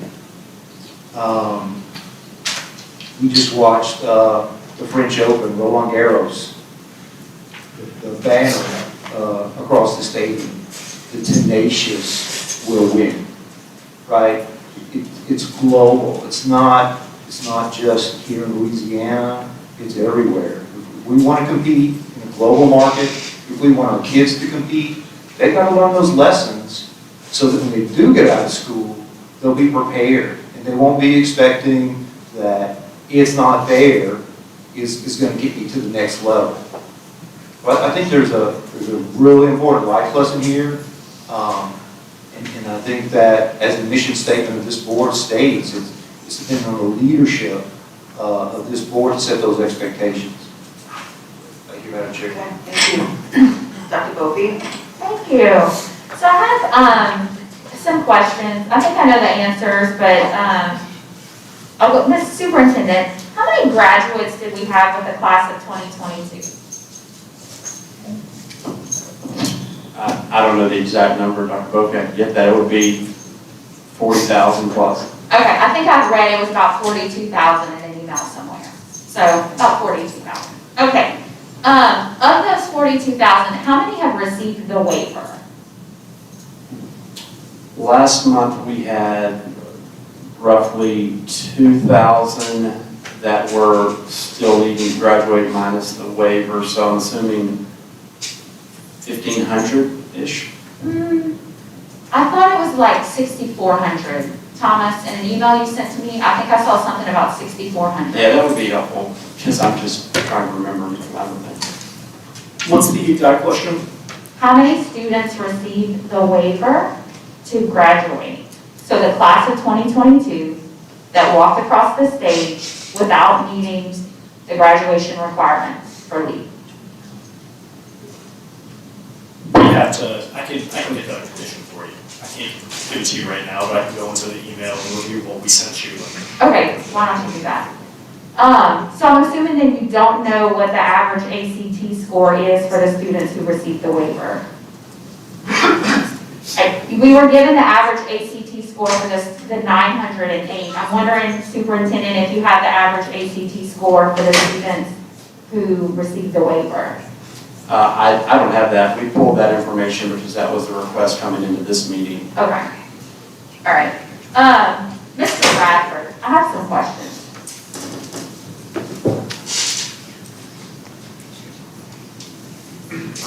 In addition to your institutional knowledge with the Louisiana Department of Education, I believe I remember that you also served in the military. Is that correct? Yes, that's correct. 3 years active duty, 170 Armored Battalion, 5th Infantry Division, and 5 years in the Louisiana National Guard, 239th Military Police Company. Thank you for your service, Mr. Bradford. I appreciate your service, Mr. Bradford, both in the military and also at the Department of Education. So, Mr. Bradford, after the May meeting, I went back to one of our high schools to talk to the students who weren't going to graduate. I'm not going to go through every one of those conversations, but I'm going to tell you about one student who was planning on going into the military. What does it take to get into the military, Mr. Bradford? My understanding of the current military recruiting structure is that one, you have to have a high school diploma, you have to pass a criminal background check, you have to meet certain height and weight requirements, as well as you have to serve, you have to meet a minimum score on the ASVAB, Armed Service Vocational Aptitude Bank. And just full transparency with the board, I've had no previous discussion with Dr. Bovee on this. This is going off the top of my head. I appreciate that, Mr. Bradford. So, if a student passed, let's say, English 1 or English 2, and Algebra 1 or Geometry, but didn't pass U.S. History or Biology lead tests, maybe because they didn't take it, maybe because they had the instruction interrupted, do you think that the military would be able to find a place for this student to serve our country? In your opinion?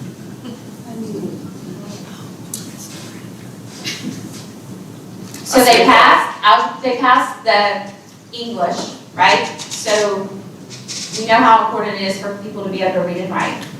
They passed Algebra 1 or Geometry because those requirements were met. The only requirement not met is a U.S. History or Biology requirement. and this child wants to serve our country. So let me reframe it a different way. I drove tanks in the Army, and if your question is, did I need to pass a biology or a U.S. history exam to drive a tank? You probably don't need to pass a biology exam to drive a tank, but I think I probably wouldn't have needed to pass one to drive a tank, but that's not. But also, I think coming into the military, much like I think what this board is seeking and the agency seeks in the global economy, is that an individual is well-rounded in many things, and I think that may be inclusive of being literate, being numerate, and having a diploma. So whatever this board decides is the avenue to achieve that diploma would be suffice for the military. So, I know you have your own children. Are any of your own children part of the class of 2019 or the class of 2022? Ms. Orange-Jones, I'm just curious what Mr. Bradford's personal children has to do with. I'd like to say, I do think this line of questions is a little bit uncomfortable. Okay, well, I'll just go ahead If I stay on the topic. Truly no offense to Dr. Vogt, it's just his personal children. I kind of just feel like, can you just ask the questions that are relevant to the topic? For the class of 2022, how was their experience different than the class of 2019? Was instruction interrupted for the class of 2019? Well, there wasn't. I have to go back and look at what emergencies were declared. Nothing like it was not interrupted by COVID, but certainly I would assume that of the 40,000 graduates or the students that didn't make graduates, there are students in the state that do have disruptions, whether it's deaths in the family or personal injury or something. But nothing like a global pandemic, where for the class of 2022, they were sent home in March of their sophomore year. Their junior year at best had hybrid instruction, faced quarantines, number of quarantines. The closest thing to a normal year they had would have been their freshman year. Still were doing quarantines through their senior year, maybe February, their senior year. So class of 2022. Yeah, I mean, I think what the old normal was is yes, 2018, 2019 was the last year, correct. Were you able to find the information? I was looking through my email for the 6,700 number. I can't find it. My only assumption would be that was the initial data poll that we did that included students who hadn't sat for the biology U.S. history exam. Yeah, that's what I'm talking about. I want to know the number of students who are graduating without the U.S. history biology. I can't provide that number to you at this exact moment. But I'd imagine that it's the delta of that number that was provided to you and 2,300. So 6,700 minus 2,300 is 4,400. Okay, that's what I'm trying to get at, is that this is a fairness issue for the class of 2022. That's the point that I'm trying to make, is you have students who sat on the stage not meeting all the graduation requirements. It's a fairness issue. Thank you for your comments. Mr. Bradford, on behalf of, I just want to apologize for the line of questions. Thank you. Ms. Ellis. Ms. Orange-Jones, just briefly, I wanted to share with Dr. Bofi, the number is 1,400 that, as a result of the action last meeting, were granted. I said 1,500 was 1,400. Thank you, Ms. Ellis, and then Ms. Boucher follow. Thank you. I do want to address the concerns that that this conversation is something about dismantling accountability and the systems that we have in place. I don't think that's the conversation today. I do think the conversation is about equity and opportunity. Mr. Morris, you mentioned opportunity for students and that they've taken advantage of those opportunities. I think that's what I'm struggling with here, is that the class of 2022 as sophomores did not get that opportunity. And I think that's what keeps coming up for all of us as educators. The students did not have the opportunity to excel the way they normally would in any given year I am administrator for a high school for many years. I've never seen this many kids in my high school not pass the EOC. I've never seen it. You know, this is a different conversation because this is something we've not seen before. But we're talking about opportunity and equity here. And really, I feel like Northeast Louisiana and North Louisiana as a whole, I think that people were rallied around accountability. We are all, as educators, trying to keep our nose down and the work done, and we want to make sure kids are taken care of. I think the problem is when it's not right, we have to do the right thing. And that's where we are on this issue. For me, I really think 908 students is a lot of students to say, I'm sorry, it's okay. You're just gonna have to suck it up and get we're not giving participation awards here, we're giving diplomas. And diplomas were earned. They didn't get the opportunity to do that work. When there's a 16% passageway rate for retesters to take the U.S. history exam, and that's the only exam they've really gotten an opportunity to take, given a full year of that instruction, that's not right, and it's not fair. And that's where I stand. Thank you, Ms. Ellis. Ms. Boucher, please. You know, I've tried to sit back and listen to everyone. There's so many points that were hit on, and I don't want to be extremely long-winded. But I can remember back when we first started this many years ago, and we had criteria where if you didn't pass the 4th grade leave, you did not progress on the 5th. And if you didn't pass the 8th grade leave, you did not progress on to 9th. Many parents took their kids out of public schools for the 4th grade, sent them to a private or a local Catholic school, at which point they didn't have to take any of those tests. They passed, then they came back to the public school system.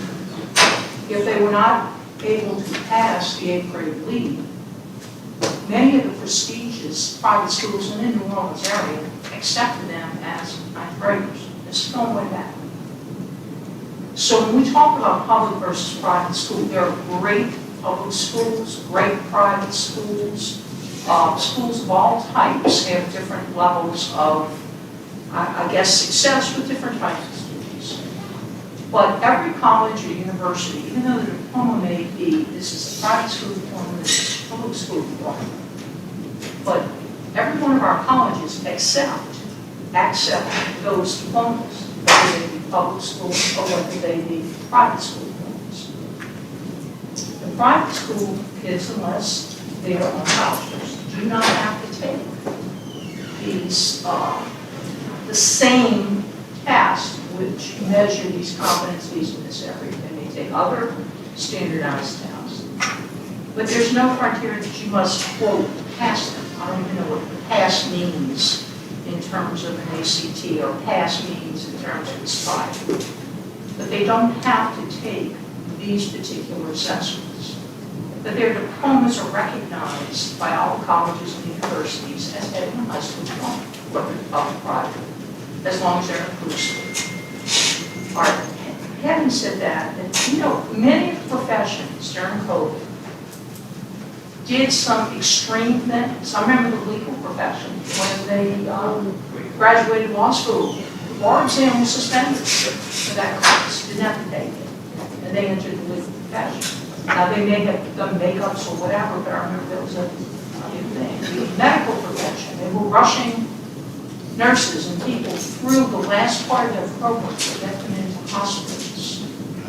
And I've heard talk among, because I have medical professionals in my family too, in terms of what they felt that did to, I don't know, quality or whatever. So there were many areas of our community, in our state, and our nation, who made accommodations, who did who did things that you didn't even think that was going to happen. All right, so now we sit here and we're talking about global market and fairness and equity and lessons learned by kids. And going into lessons learned, what Ms. Ellis said, you know, we're dealing with teenagers here. We're not dealing with adults with adult coping skills per se, that are going along and doing what we're asking them to do. We as adults changed the rules on it. To say we didn't change the rules is ridiculous. We changed the rules.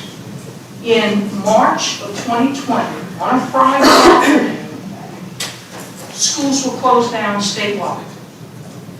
So kids went to school, people went to school that Friday and found out you're not coming back Monday. So the entire last 9 weeks, which is a half of the semester of this class's sophomore year, was basically shut down. And everybody was scrambling, how do we get them to complete the course? How do we make it rigorous? What do we do? That happened to college and university classes all over. Everybody was scrambling, do you do online, can we get materials out? So it was a universal problem everywhere. And what happened with us, with our assessment system, is that this class, the majority of this class were in English 2, geometry, and biology. 3 of the 6 mandated assessments that kids had to take for graduation. 3 of them. So the word went out nationwide. Almost every state canceled all their assessments at the end of the year in 2020. We did too here in Louisiana. So then it was, well, what do we do about this? So we, quote, exempted the kids from taking that assessment. Well, a lot of people, it took months to realize exempting them from the test didn't mean almost sort of like, well, maybe they passed it or satisfied the requirement. They still completed the course. They still got their requirement. They still earned that credit the same way every kid in every private school in the state did. So they passed biology and they passed English 2 or whatever classes they took, just like every school in the state.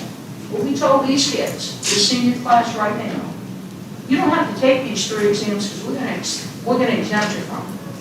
So the majority of the class, they did all right because we had the English 1 and the algebra. So now they become juniors. Last year, juniors. And we were still in chaos. We were trying to get back to in-person learning. There was a lot of hybrid learning, a lot of online learning. Kids maybe came to school at the high school level every other day in person. There were technology issues, all kinds of issues. And they were sitting there in a U.S. history class.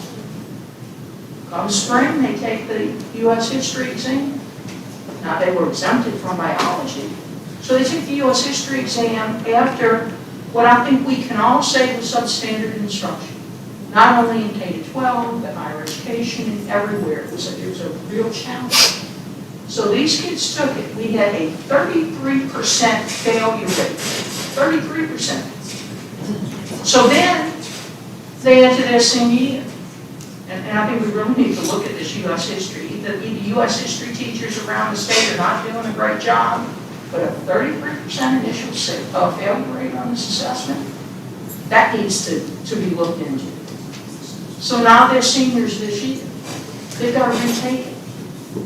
So you're hustling to retake it. Now Ms. Ellis brought up 16%. I don't know what the failure rate was on the retake. I think it's 16%. So my point is, to this class, we, along with COVID, along with the rest of the country and the state, we did something their sophomore year that did not allow them to demonstrate proficiency in that biology, U.S. history combo.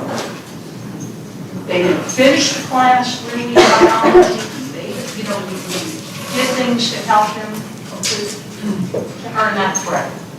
All right, we fast forward to this problem now. And unless you're dealing with these kids on a day-by-day basis, you don't understand what has been happening. So they were entering their senior year, and it's like, oh my God, I gotta retake this thing, and I've gotta pass this thing. And let me try to jump over here and say, well, can I quickly retake the biology too? Maybe I got a shot at passing that one, even though I haven't taken biology since March of 2020. So let me go try and do it in schools, we're up here, we can remediate here. Well, you talk about remediation and such, but they still have every other course they still have to take during the day.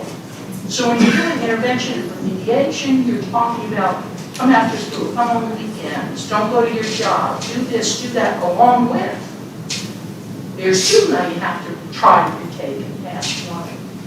So we created this problem for this class of kids. And what are we telling them? Well, if you just happened, if we had scheduled you differently, and in the spring of 2020, if you would have been enrolled in both U.S. history and biology from some freak of scheduling, or that's how your school did it, you'd be fine. You don't have to take anything. So how are we lowering a standard? We're not lowering a standard. These kids have earned a Carnegie unit in every one of these classes that they had to. They completed whatever their Jumpstart pathway was if they were in some CTE program. They met every other requirement to graduate, and this one U.S. history exam that has a high failure rate, that they took on a hybrid schedule in a tremendously interrupted year because they didn't have to take biology. That's going to keep them from graduating.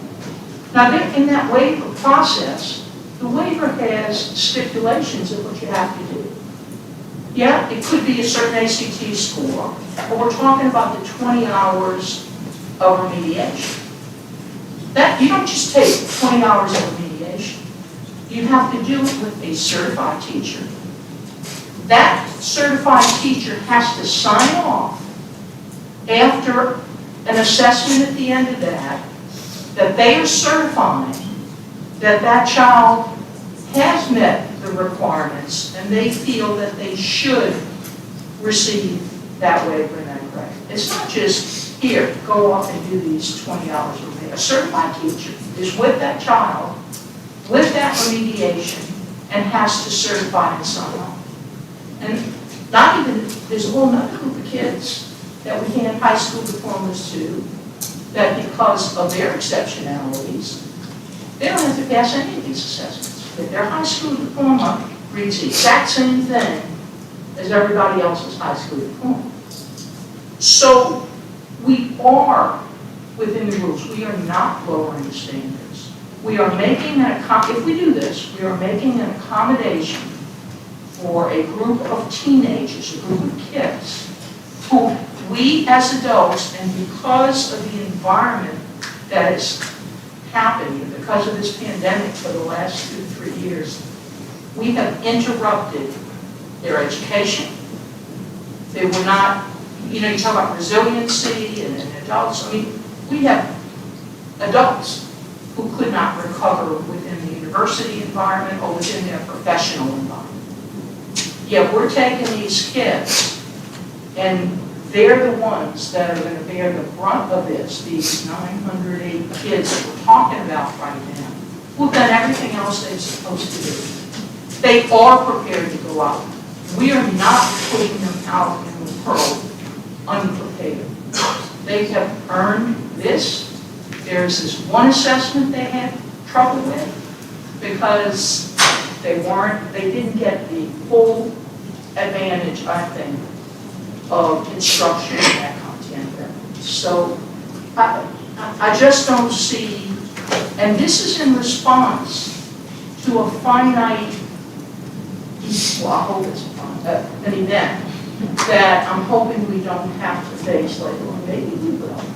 But it's just like individual people, individual kids in all the different professions. You take an individual situation on a case-by-case basis. And what leadership is making those decisions based upon the criteria you currently have. We have a guide to student conduct, and I promise you this will be my last statement. We have a guide to student conduct in all districts in the state. And the guide to student conduct says, if you do this, here's a consequence. It might be a parental conference, it might be detention, it might be a suspension, it might be God only knows what. But there are incidents and there are consequences. But then, I tell every principal in my district, you see this book? This is the last thing on here that says the principal has that final determination. Because If you don't, as the leader of your school, have the ability to make that determination, I said, I can just fire you and get a secretary to say, oh, look, this happened, here's the consequence. So when we're dealing with kids and we're dealing with situations, yes, we have these general guidelines. What leaders do is look at the situations that exist, take into consideration everything, and there are always pros and cons. I mean, we can see right now, people arguing both sides of everything. And we have to see both sides and all the gray in between, and then make what we think is the best decision. It may not be 100% right in every case, but looking at the totality of the information we have, what is the best decision for children in this case? And that's what I'm feeling we need to do. Thank you, Ms. Can I Boucher. call the question? In light of those incredibly eloquent remarks, I have to call the question. Sure. Would anybody else like to be on the record, though? I want to just make sure everybody can speak in light of, Mr. Morris has spoken. Like, go ahead, final word. One final. Yes. It's brief. Okay. Mr. Lamb, can you remind us of those students that did have the opportunity? What was the graduation rate of the senior class? 90-something% was what you shared with us last time? We don't yet have a graduation rate. We won't have that for another year. Graduation, cohort cleanup takes a long time. I think You shared with us some numbers at the last meeting. the data that you were looking at was the percentage of the seniors who had met their assessment requirements. That's what I'm looking for. What's that number? I think it was 93%. So 93% of the class did take advantage of the opportunity to persevere and succeed. Is that correct? Yes. So 93%. So sounds like it's doable if you want it. Right? That's my comment there. And then just my comment to the board. Number one, I really appreciate the debate this morning. To hear both sides of the conversation. I respect everybody's opinion, and I really appreciate the debate from everyone. But I do want to challenge the board about the responsibility statement that we published on the internet. Because I think it's serious and it's legitimate to give it consideration. Because if we're going to post this on the internet, the state of Louisiana, the State Board of Education, truly aspires to put policies in place to advance Louisiana in an increasingly competitive global market. That's what we need to do. If that's not what we're going to do, let's change the statement. Because reality is that it's a competitive global market. Thank you, Mr. Moore. It's not like everybody gets a trophy global market, and it's not a quote-unquote fair global market. Thank you. Okay. Roll call vote. Dr. Bophy? Yes. Dr. Bophy votes yes. Mr. Castile? Yes. Mr. Castile votes yes. Dr. Davis? Yes. Dr. Davis votes yes. Ms. Ellis? Yes. Ms. Ellis votes yes. Mr. Garvey? No. Mr. Garvey votes no. Ms. Holloway? No. Ms. Holloway votes no. Mr. Mallory? Mr. Mallory is not in attendance. Mr. Morris? No. Mr. Morris votes no. Ms. Orange Jones? Emphatic no. Ms. Orange Jones votes no. Mr. Rock? Yes. Mr. Rock votes yes. And Ms. Boucher? Yes. Ms. Boucher votes yes. Six yeas, 4 nays, motion passes. Thank you. Next item. Ms. Warner Jones, before the board adjourns, one comment. Just want to make a comment to the board. Happy to discuss this further, but a few things happened today that I feel just aren't appropriate. My staff will do whatever we can do to help every one of you. Supply data, we do it. Meet with you, we do it. That's our job. That's what we want to do. We're going to bend over backwards to help you in any particular way, but having staff come up and search the internet or ask them about driving tanks or their own kids, it's just not appropriate. And I just ask that as we move forward, we refrain from those types of activities. And again, if you disagree with my commentary, I'm happy beyond this meeting to speak with you about it.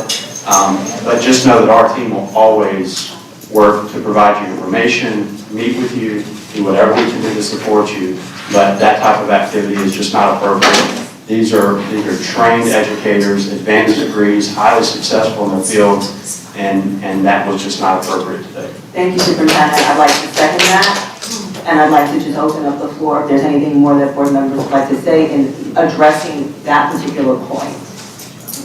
So I would I don't want to call the individual out any more than I already have today, but I had no intention of putting anyone in an uncomfortable spot. So please accept my apology. Okay, thank you. That adjourns the meeting. Yep, I pressed it. Thank you.